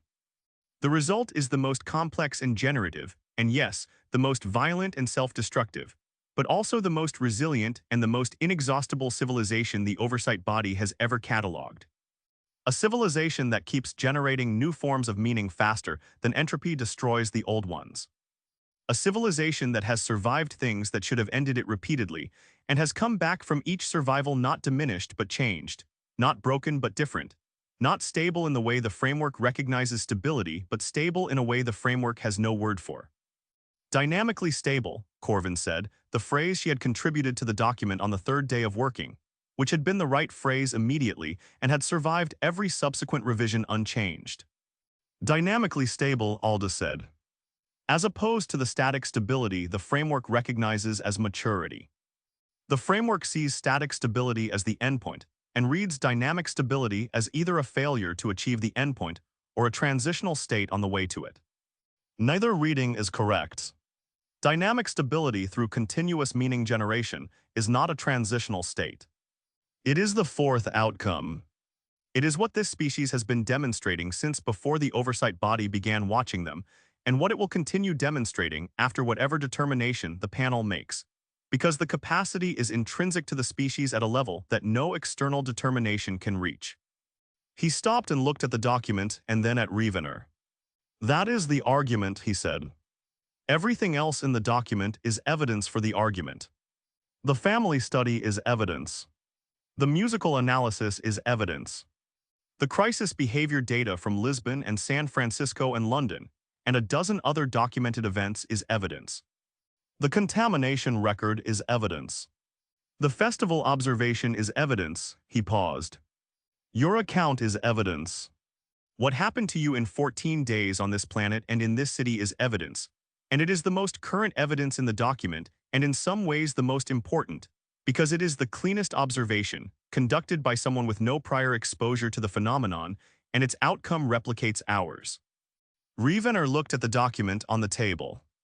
He thought about arriving at the transit connection 16 days ago with the file and the briefing and the professional certainty and the return window, and the complete absence of any anticipation that the assignment would be anything other than what it appeared to be, which was a retrieval operation with some administrative complexity and a reporting requirement and a clear timeline.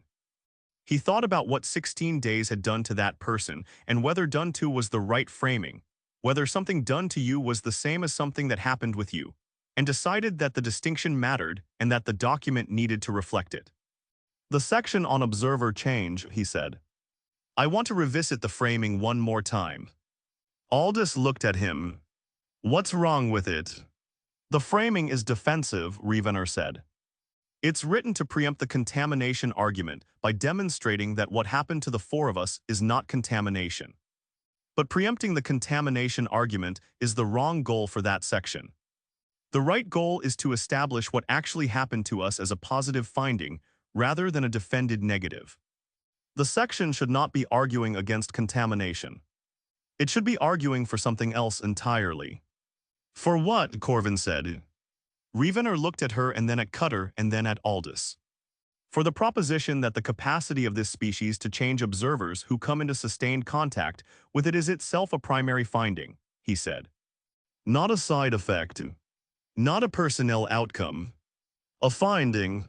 The fact that trained observers with decades of experience and strong professional boundaries are changed by exposure to this particular species, and not by exposure to any other species in the surveyed galaxy, is not incidental to the main argument.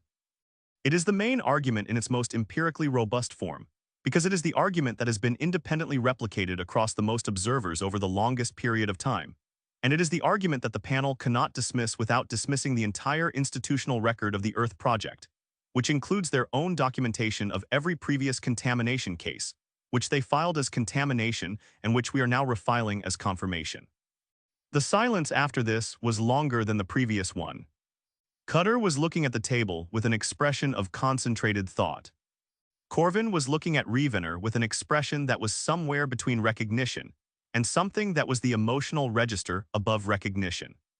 Aldous was looking at the middle distance with the particular stillness of a man whose mind was moving very fast through implications. If we make that argument, Aldous said slowly, we are not just submitting a reclassification request for the Earth Project. We are submitting a challenge to the methodology of every assessment the institution has conducted for 3,000 years. Yes, Rievenor said. The panel will not receive that well, Aldous said. The panel was not going to receive any of this well, Rievenor said. The question is not whether they receive it well.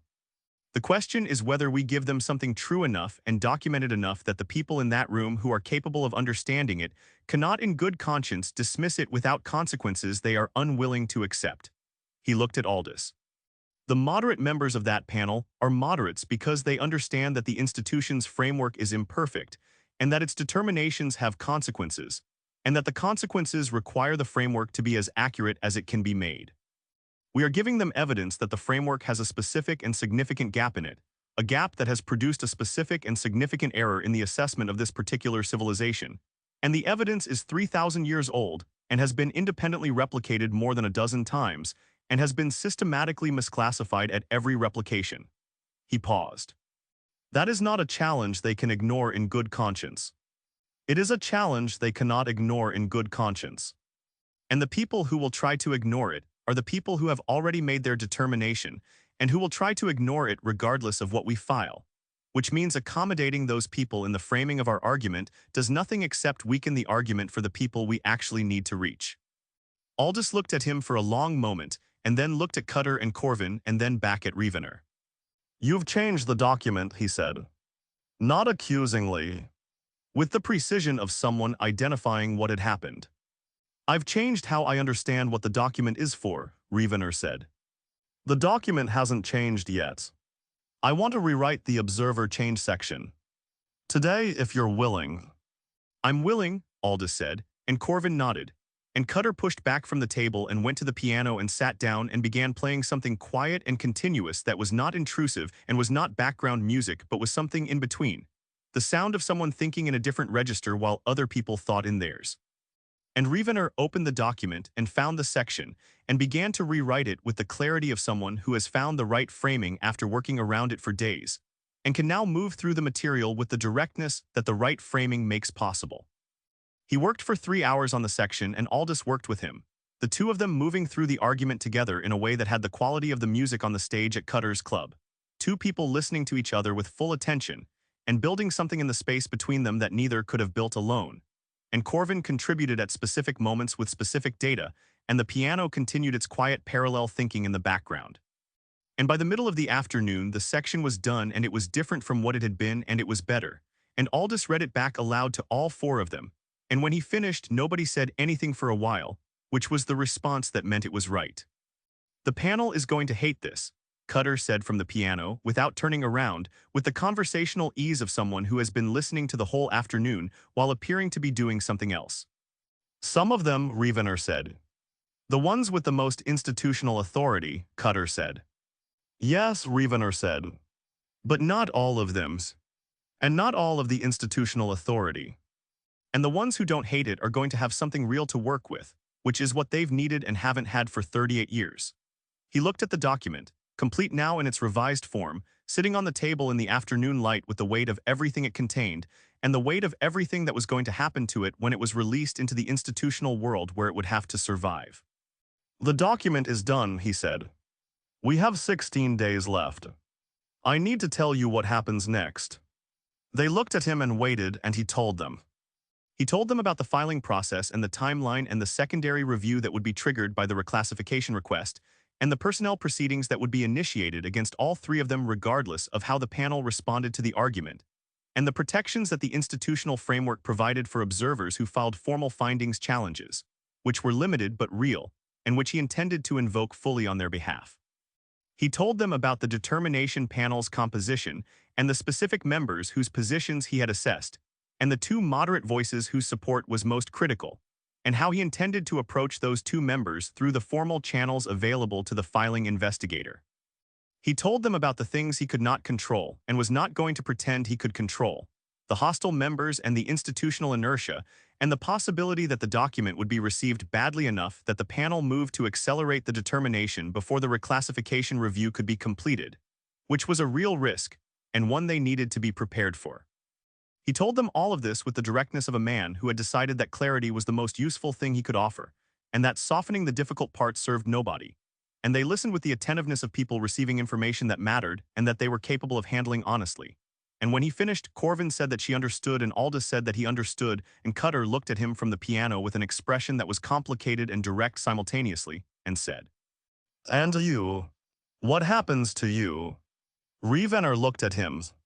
I filed the document and the reclassification request as the retrieving investigator, and I appear before the review panel as the primary advocate for the finding, and I answer for the gaps in the reporting record, and I accept whatever the institutional response to all of that turns out to be. That's not what I asked, Cutter said. I asked what happens to you. Not to the investigator. To you. The room was quiet.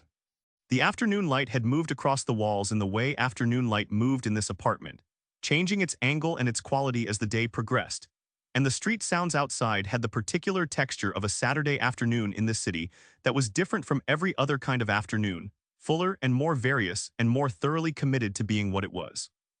Rievenor sat with Cutter's question for a moment and recognized that it was not a question he had been asked before and that the absence of it from his professional life up to this point was itself a finding of a kind, a small personal version of the larger institutional finding that the document on the table was making. The finding that 3,000 years of looking at things without asking what the looking did to the looker was not rigor, but a very expensive form of avoidance. "I don't know yet," he said. "I know that I'm not the person who arrived here 16 days ago. I know that what's in that document is true, and that I believe it in a way that is not going to be undone by whatever the panel decides to do with it. I know that this city has done something to me that I don't have complete language for, and that I'm not in a hurry to find the language for because finding it too quickly would mean finding the wrong language." He paused. "Beyond that, I don't know. I'm going to find out." Cutter looked at him for a moment with the expression of a man who had been somewhere for 200 years, and recognized in another person the particular quality of someone who had just arrived at the beginning of understanding what being somewhere actually meant. Then he turned back to the piano and played something brief and complete and set it down into the room like a period at the end of a sentence. And the afternoon continued around them, and the document sat on the table in the center of it, and outside the city practiced what it always practiced, which was everything without apology with full commitment in the certain knowledge that the practicing was the only point there had ever been. They stayed in the apartment until the evening, the four of them, not working anymore but not leaving either, occupying the space together with the ease of people who had made something together, and were not yet ready to disperse back into their separate lives, talking and not talking in the natural rhythm of people who were comfortable enough with each other that the silence between the talking required no management. Cutter made coffee again, and they drank it, and Aldous read aloud a passage from the novel he had been working through, not to illustrate anything but simply because it was good and he wanted to share it. And Corvin laughed at something Cutter said about the history of the building they were sitting in. A story about a previous tenant in the 1940s that was either completely true or an extremely good fabrication, and was funny either way.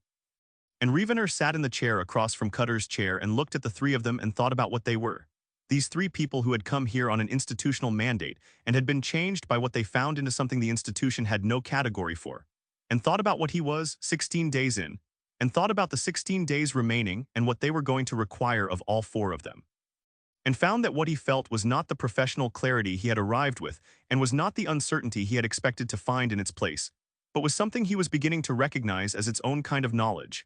A knowledge that was not the absence of the previous certainty but had been built, layer by layer, out of everything the previous certainty had not been able to contain. Outside, the city kept going. It was always going to keep going. That was what cities like this one did. Cities that had been practicing for long enough that the practice had become the civilization. Cities that understood in their foundations and their streets and their people and their music that the meaning was made and that the making was the whole of it and that the whole of it was enough. Rievenor sat in Cutter's apartment on the 14th day of his 30-day window and listened to the city doing what it did and felt, for the first time since arriving and possibly for the first time in his professional life, that he was not outside the thing he was observing. He was in it. That was the difference. That had always been the difference. And the document on the table was, among everything else it was, the record of what that difference meant, told by four people who had learned it at different speeds over different periods of time, and who had arrived by different roads at the same place, which was here in this city, in this room, in this particular arrangement of people who had looked at something long enough that the looking had changed them, and who had decided each in their own time that the change was not a failure of the work, but was the work finally actually being done. The report that gets filed. The filing happened on the morning of the 17th day, which was 3 days after the document was completed, and 2 days after Rievenor had made the decision about how to file it, which was not the decision he had arrived on this planet expecting to make, and was the only decision that the preceding 16 days had made available to him as an honest option. He filed it through the standard institutional submission interface from his room at Delphine's house at 7 in the morning, while the city was still in its early version of itself. The version that belonged to the people who were up before the light had fully committed to the day, and he filed it with the specific deliberateness of someone performing an action they understand is irreversible, and have decided that irreversibility is the point. The document was 47 pages in its final form, not counting the appendices, which added another 60 pages of supporting data and observation records, and the three generational narratives from Corvin's family study that Aldous had insisted be included in full rather than summarized, on the grounds that summarizing them would do exactly what the institutional framework had always done with the most important human material, which was reduce it to a form that could be processed without being felt, and that the panel needed to feel the weight of the longitudinal data rather than receive an abstracted version of it, needed to sit with the specific texture of what 12 generations of one ordinary family's life actually looked like when observed with full attention and complete honesty over nearly 2 centuries. The main document had the institutional formatting that Rievenor's transit kit produced and that the oversight body systems required, the numbered sections and the cross-reference citations, and the formal argument structure that the review process demanded. But inside that structure, the language was different from any institutional document Rievenor had produced or read in his career. Because they had made a collective decision in the final days of revision that the language of the document needed to be adequate to its content, and the language adequate to its content was not the language the institution had trained its people to use, which was the language of managed distance, the language of a methodology that processed human experience as data rather than as the thing it actually was. The document was, in the precise institutional sense, a formal finding challenge combined with a reclassification request, combined with a retrieval report, combined with something that did not have a category in the institutional filing system, which was a first-person account by the retrieving investigator of what the assignment had done to his understanding of the civilization under assessment, and why that change in understanding was itself relevant to the determination the panel was preparing to make. Rievenor had wrestled with this last element longer than any other part of the document, had written it and deleted it 4 times before the version he filed, because each previous version had been either too defended or too exposed, either wearing the institutional register as protective armor or abandoning it entirely in a way that would have given the hostile panel members exactly the evidence of contamination they were looking for. The version he filed was neither of those things. It was the account of a trained observer describing what he had observed with full professional precision, including the observer as one of the things observed, and making the methodological argument for why that inclusion was not a compromise of the report's integrity but was essential to it. The argument that Aldous had helped him build on the 14th day, and that was, he believed, the strongest single piece of the document, because it was the piece that could not be dismissed as the 3 observers' self-interest, because it was his account, written after 16 days, by someone who had come here to retrieve contaminated observers and had found instead that the contamination argument was the wrong frame for a finding that the institution had been accumulating evidence for across 3,000 years and filing incorrectly at every accumulation. He sent notification to all 3 observers that the document had been filed.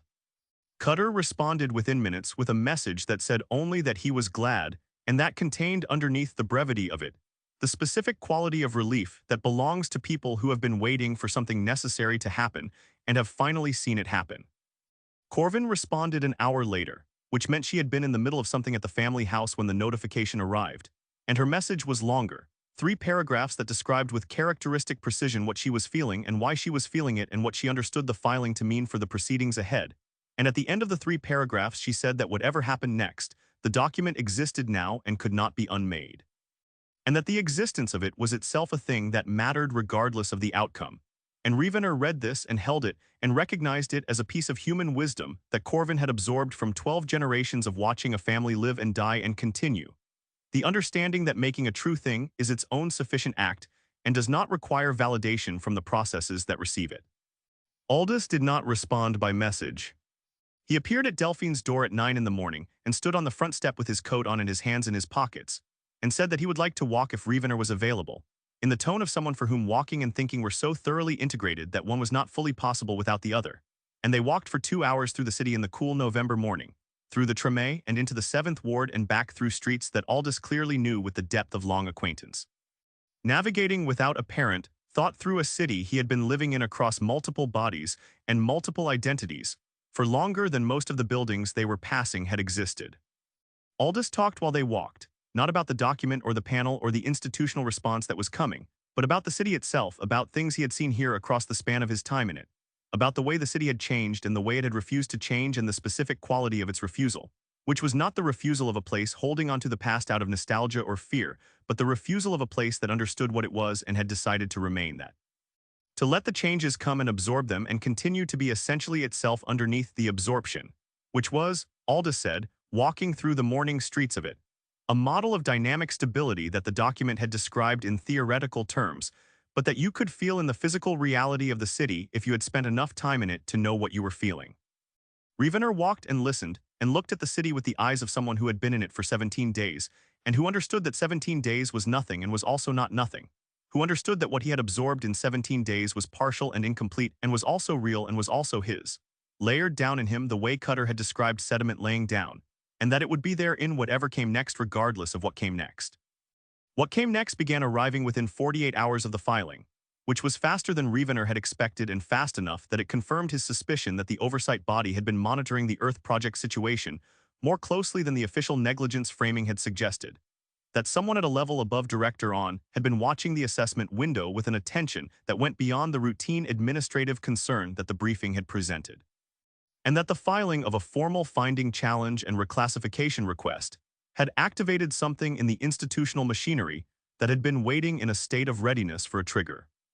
The first communication was from On directly, a brief formal acknowledgement of the filing that said nothing beyond what the institutional protocol required it to say, and that said it in language so carefully neutral that its neutrality was itself a communication. The communication of a person who had received something significant and was controlling her response to it with the precision of someone who understood that her response was itself going to be read. Rievenor read the acknowledgement twice and concluded that On had been expecting something of this nature and had not been expecting something of this magnitude and was working out what she thought about the difference, and that the working out was happening in a space she was not yet ready to share. The second communication was less expected and considerably more significant, a direct contact from a member of the determination panel, one of the two moderate voices whose support Rievenor had assessed as most critical and most potentially achievable, a panel member named Orvain who had been in his current role for 23 years and who had, in that time, developed a reputation for careful and independent judgment that the institutional record supported, and that several of his panel colleagues found professionally inconvenient. Orvain's message said that he had received the filing, that he had read the main document in full the previous evening, that he had questions, and that he was requesting a direct communication at Rievenor's earliest convenience, which in the language of senior panel members meant immediately. Rievenor sat in the front room of Delphine's house at the small desk she kept there for guests who needed to work, and conducted the communication with Orvain for 2 hours and 20 minutes, which was far longer than a preliminary inquiry communication typically lasted. And what happened in those 2 hours and 20 minutes was not what he had planned for, and was considerably more important than what he had planned for. Because what Orvain wanted to talk about was not the formal argument of the document, or the evidential basis for the reclassification request, or the procedural questions about the observer personnel proceedings, all of which were the expected topics for a preliminary inquiry. What Orvain wanted to talk about was the methodological section, the rebuilt section from the 14th day, the section about what the observation had done to the observers and what the pattern of that doing meant when it was treated as a finding rather than a failure. He had questions about it that were not hostile questions and were not credulous questions, but were the questions of someone whose mind was genuinely engaged with something it had not encountered before, and was working through the implications with the careful attention of a person for whom the implications mattered in a way that went beyond the procedural. Orvain said at one point in the communication that in 23 years on the determination panel he had never received a filing that he found himself unable to set down once he began reading it. He said this with the precision of a man who was reporting an observation rather than making a compliment, and Rievenor noted it and noted what it meant for the communication strategy with the moderate panel members and filed it away with everything else he was carrying. After the communication with Orvain, Rievenor sat at Delphine's desk for a long time without doing anything institutional. He sat and thought about the next 13 days and what they required, and he thought about the 3 observers and the 30-year silence and what it had cost them to maintain it, and what it had cost the 8 billion people below the awareness horizon of the institutional machinery that had been preparing their fate with the clean procedural efficiency of an organization that had been doing this for 3,000 years, and had never once been asked to do it differently.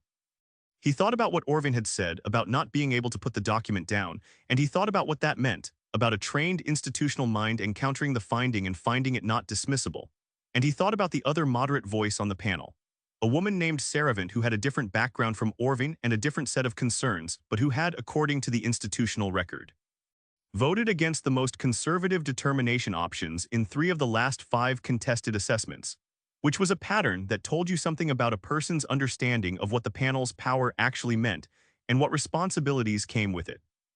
He drafted a personal communication to Saravant that evening, not a formal document but a direct communication from investigator to panel member that the institutional protocols permitted in the context of an active finding challenge. And he wrote it with the same attention he had brought to the observer change section of the document, the attention of someone who understood that the framing was as important as the content, and that the framing needed to be honest rather than strategic.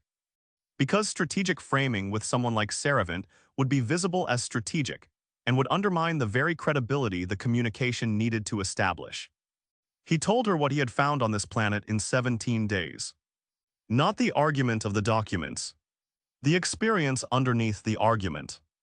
What the city had done to his understanding of the civilization, and why he believed that understanding was more accurate than the understanding he had arrived with, and why the accuracy of the revised understanding had implications for the determination that the panel was preparing to make that no amount of procedural management could responsibly ignore.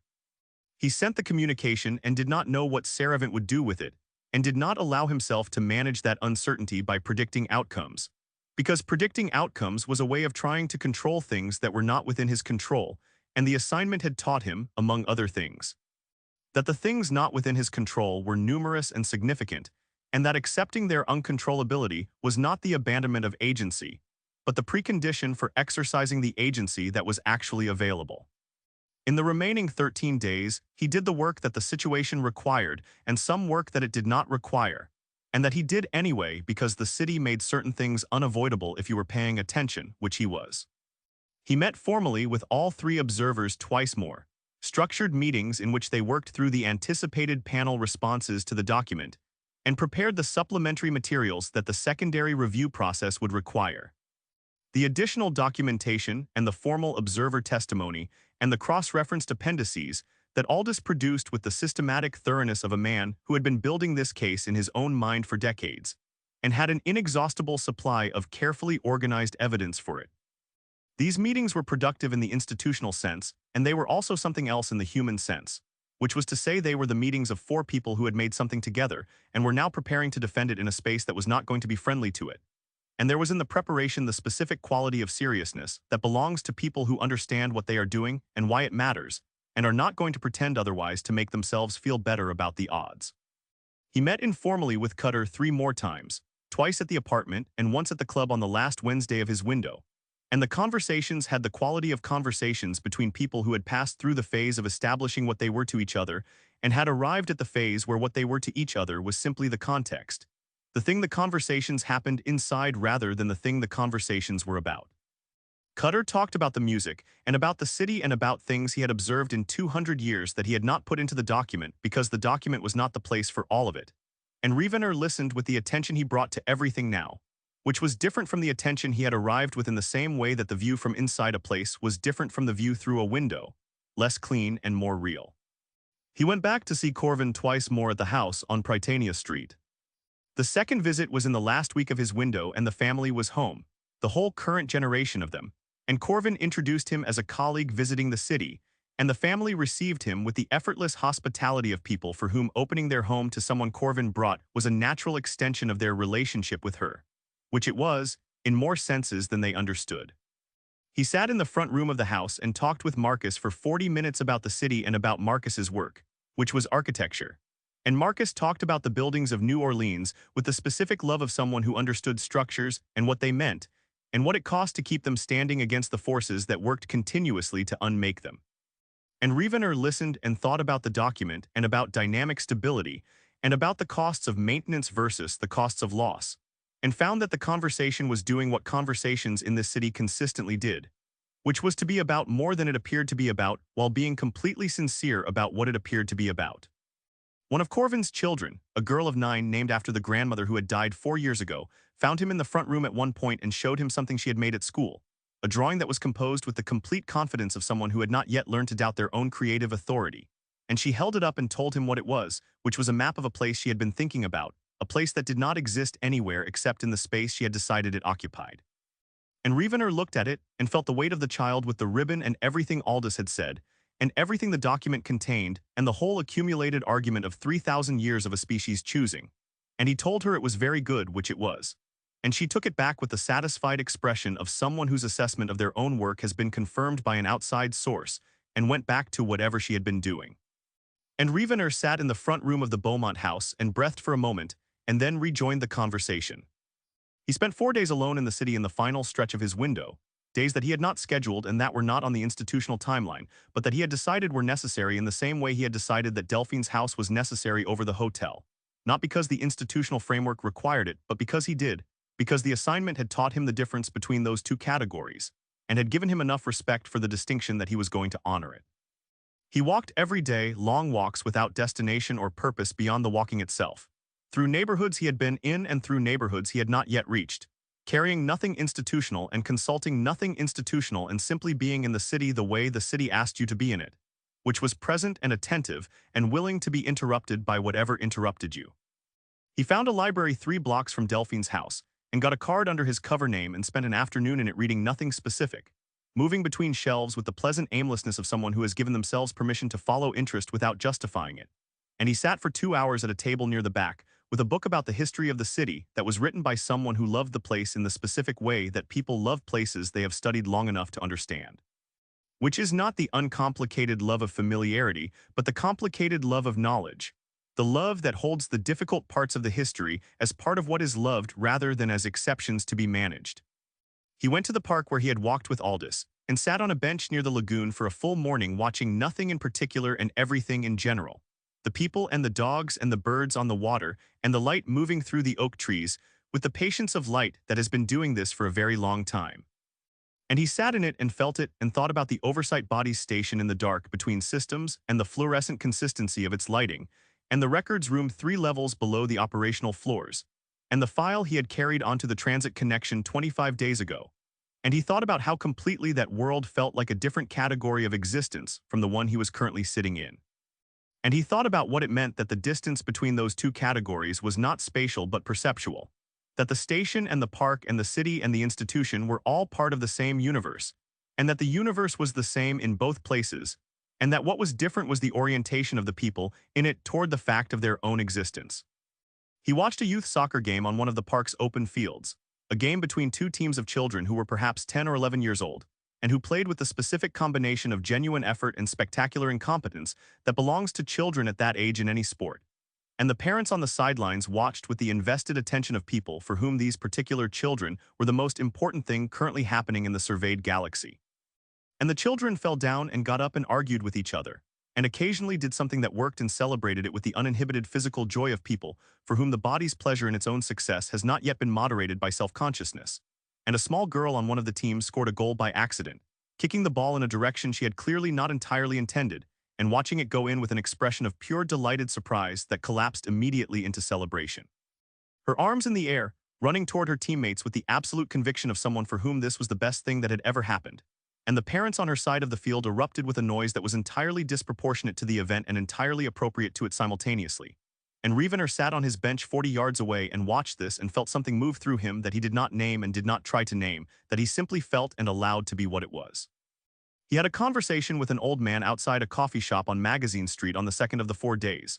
A conversation that began because they were both waiting for the same table, and that continued because the old man was the kind of person who talked with complete strangers the way other people talked with old friends, with the full engagement of someone who found other people consistently and genuinely interesting, and was not performing this interest but actually felt it.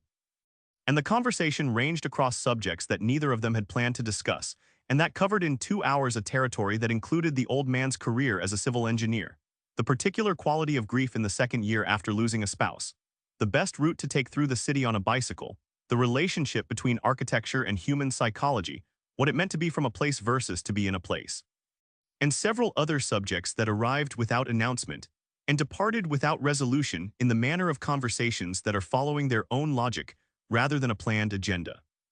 The old man's name was Gerald, and he had been born in the city and had left it twice and come back twice, and had arrived at a settled relationship with the place that was neither uncritical nor ambivalent, but was the relationship of someone who had looked at a thing honestly and decided that its specific combination of qualities was what he wanted to be surrounded by for whatever time he had left. And he said this without self-consciousness and without the defensive pride that people sometimes bring to declarations of attachment, simply as a statement of where he had arrived and why. Rievenor thought about this conversation for the rest of that day and for several days after, about Gerald and about the quality of his engagement with a stranger on a sidewalk, the completeness of the attention he brought to someone he had never met and would probably never see again, the way he talked about his dead wife with a directness and a warmth that held her fully present in the conversation without requiring anyone to manage the weight of her absence, and about what it meant that this quality of engagement, this willingness to be fully present with another person in the full knowledge that the presence was temporary and would not be extended, was not exceptional in this city, was not something you had to go looking for, was simply available in the ordinary texture of daily life here if you were willing to receive it, and that the willingness to receive it was itself a thing that required practice. And that he had been practicing it for 25 days and was not the same person he had been on day one, and was not going to be the same person when the window closed, and that this was not contamination, had never been contamination, was the correct outcome of a genuine encounter with something real. The report that he ultimately filed on the 28th day was not the report that the oversight body had sent him to file. It was not a contamination report. It was not a clearance report. It was not the standard retrieval document that closed an operational case and returned 3 observers to institutional custody and filed the case history in the completed project's archive and moved on. It was the document that 47 pages of argument and 60 pages of appendices had been building toward, and it said what it needed to say with the precision and the fullness that the situation required, and he filed it with the knowledge that it was going to cause considerable institutional disruption, and with the further knowledge that the disruption was not a regrettable side effect of the filing, but was the point of it, because the institution needed to be disrupted by this particular truth. Had needed to be disrupted by it for 3,000 years, and the disruption was the beginning of the institution becoming adequate to the thing it had been watching without understanding for the entirety of its existence. The formal recommendation in the final report did not recommend invitation into the galactic civilization. He was honest enough and precise enough to say that humanity was not ready for that, and that readiness was not the argument. It did not recommend quarantines. It did not recommend the option that had no polite name. What it recommended was a 4th category, newly proposed, formally argued, and documented with everything that 4 observers across varying periods of time had accumulated as evidence for it. A category that the institutional framework would have to build from the ground up to contain, and that was going to require people within the institution to do the most difficult thing institutions ever had to do, which was to encounter a genuine anomaly and revise their understanding to accommodate it rather than revising the anomaly to fit their understanding. The recommendation had 5 components, and he had written each of them with the care of someone who understood they were writing something that would be read for a very long time by people who would use it as the basis for decisions of enormous consequence. The first component recommended that the Earth project be reclassified from routine monitoring to active study under the highest available institutional designation, with full resource allocation and the direct oversight of the determination panel's most senior members rather than the standard administrative monitoring that had produced 38 years of undetected silence.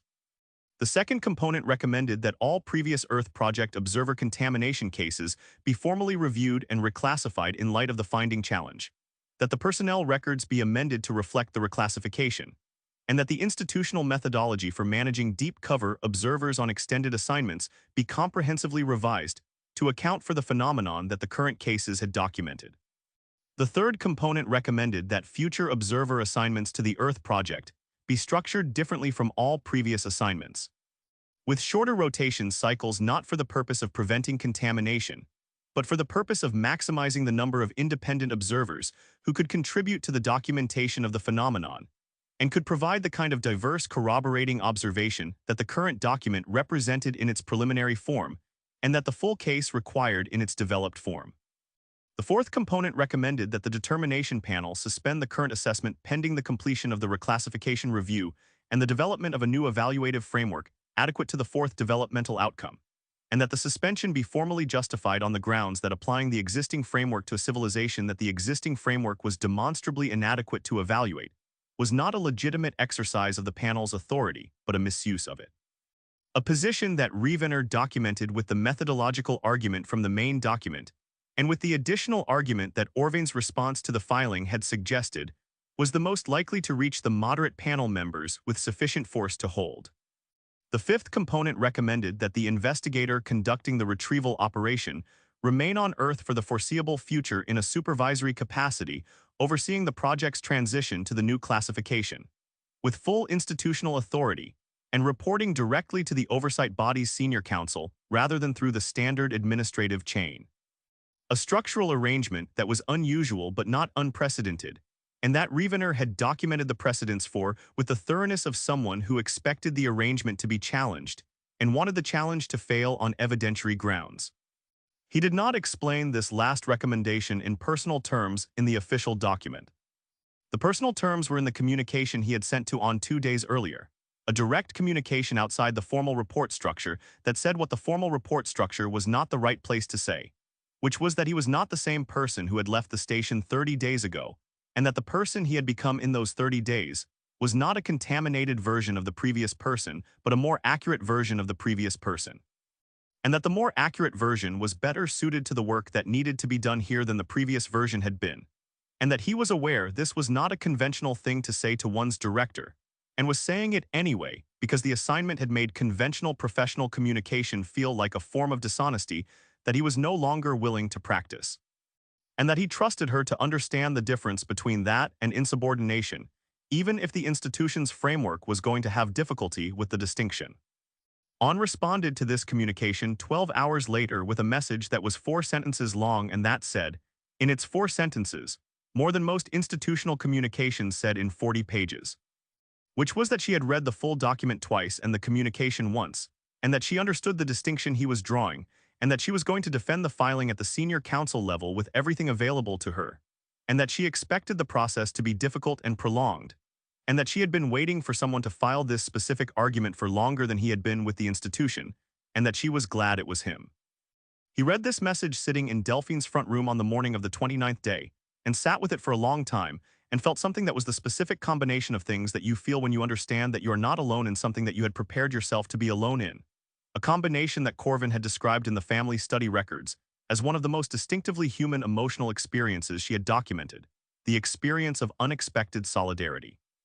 And that Rievenor, feeling it now, understood was not distinctively human at all, but was simply the experience of being a creature that needs other creatures and encountering, at the moment it most matters, the evidence that the need is met. On the 30th day, the last day of his operational window, which was the day by which the institutional protocols required a retrieving investigator to either have completed the retrieval or filed a formal extension request with full justification, Rievenor filed the extension request at 9 in the morning, which was a formality at this point given that the reclassification request and the finding challenge had superseded the retrieval mandate in terms of institutional priority. But which he filed anyway because procedural thoroughness was one of the things the assignment had not changed about him and that he did not expect to change, because some forms of rigor were not distance and did not need to be dismantled and were in fact part of what made the other parts of the work possible. After he filed the extension request, he put on his coat and went out of Delphine's house into the morning of the 30th day, which was cool and bright in the way of late November mornings in this city. The light at an angle that made everything it touched appear more itself than usual, more solid and more present.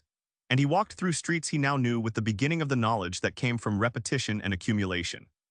The streets starting to have the quality that streets have when they become your streets rather than streets you are navigating, the quality of being legible below the level of active attention. He walked to Cutter's building and knocked and went up and found Cutter at the piano and Corvin at the table, and Aldous standing at the window looking out at the street with the expression he wore when he was thinking about something large. And they were all there because they had all understood without discussing it that the 30th day was the day the 4 of them needed to be in the same room, the way certain days required certain things without anyone deciding they did. They spent the morning there together with the document filed and the extension request filed and the institutional machinery in motion around them in ways they could not fully control and were not trying to fully control. And they talked about what was coming and about what it was going to require of each of them, and about the things they could not know yet and were going to have to meet when they arrived. And they talked about other things too. About the city and about the music and about the family, and about 500 years of watching this species practice the most improbable and most essential thing in the surveyed galaxy. And the morning moved around them and the city moved around the morning, and at some point Cutter made food again and they ate it and the afternoon came in through the open shutters at the angle that late November afternoons came in through those shutters, long and golden and unhurried. Laying itself across the floor of the apartment, with the patience of light that understood it had time. In the evening, Rievenor went alone to the club on Dauphine Street and arrived before the doors opened and waited on the pavement outside, until Marceline unlocked them and looked at him with the recognition of someone who had been seeing the same face on Wednesday nights for several weeks and had made a private decision about what that meant. And she nodded him through without taking the cover charge, which was either an oversight or a thing she had decided, and he thought it was probably the latter. He found the table at the back, his table by now in the way that certain things become yours through the simple persistence of occupying them. And he sat down and ordered something from the bar and set it on the table and sat in the room while the musicians set up with the ease of people who had done this many times, and who knew that what they were about to do was going to matter, and were neither anxious nor casual about that knowledge but were simply ready. The readiness of people who had practiced something long enough that the practice and the doing were no longer distinguishable from each other. Cutter came out last. He sat at the piano and adjusted the bench and looked out at the room with the interior focus of someone preparing to do the thing that he did, and his eyes found Rievenor at the back of the room as they always found him now, with the ease of recognition rather than the effort of search, and he gave the slight nod that he always gave, the nod that acknowledged without making anything of the acknowledgement, and then he looked back at the keyboard and the set began. Rievenor sat in the dark at the back of the club and listened. He had no notebook. He had no reporting interface. He had no window counting down and no mandate to produce anything from the experience and no professional justification for being in the room beyond the fact that he was in the room, which was its own sufficient justification and always had been, which was the thing this city had been telling him since the first afternoon he walked through it and had finally finished telling him in the 30 days that had passed since. 30 days that had laid something down in him that was going to be there in whatever came next. In the institutional proceedings and the panel arguments and the long, difficult work of making the oversight body adequate to what it had found, in all of it, this would be there, this room and this music and this city and the 30 days of it, present in him the way everything present eventually becomes, which was permanently, which was as sediment, which was as the rock it became. The music moved through the room with the quality it always had in this room, the quality of something made in real time between people who had agreed to listen to each other completely and to build together whatever the listening produced. And the room received it in the way this room always received it, which was with the full presence of people who had come specifically to be present, who had made the choice to come on a Wednesday night to a small club on a side street in a city that understood this was a choice worth making and had been making it for 100 years and was going to keep making it long after everyone in the current room was gone. Because this was what the city did and what the species did, showed up and listened and built meaning in the space between people who had chosen to share it. Chose it again every night and every day, and in the 10,000 daily forms of the practice that Rievenor had been watching for 30 days with the eyes of someone who had finally understood what he was watching, which was not a subject to be assessed, and not a problem to be classified, and not an anomaly to be filed, but a species doing the most extraordinary thing in the surveyed galaxy, which was choosing, always choosing. To make the distance between one person and another into a space where something could be built, something that was real because they chose it, and lasted as long as they kept choosing it, and that they kept choosing with the full knowledge that the choosing was all there was, and that the choosing was enough. Rievenor sat in the dark and listened to music that would never be played exactly this way again, and that everyone in the room knew it and had come anyway specifically because of it. And he felt the city outside doing what it always did, and he felt the 30 days in him doing what they would always do now. And he did not file anything about any of it, not because it was not worth filing, but because some things were not reports, had never been reports, and had been diminished every time the institution had tried to make them into reports. And the document that was already in the institutional system and was already beginning its long, difficult journey through the machinery was the last report he intended to write about this, the last attempt to put the thing into the form the institution could receive, and everything after that was going to be something else. Was going to be the work of a person who had been changed by 30 days in a city that changed people, and who had decided that the change was the most accurate thing about him, and was going to act accordingly in the institutional proceedings and everywhere else, for as long as the work required it, which was going to be a very long time. And he found, sitting in the dark with the music moving through him, that he did not mind that at all. That the long time ahead felt not like a burden but like what Cutter had once described to him as the beginning of the thing you were actually here to do. The thing that required everything you had brought and everything the city had given you, and that was going to require more than either. And that was waiting for him in the morning with the patience of things that understood they were going to happen regardless, which was the best kind of patience, which was the kind that left you free.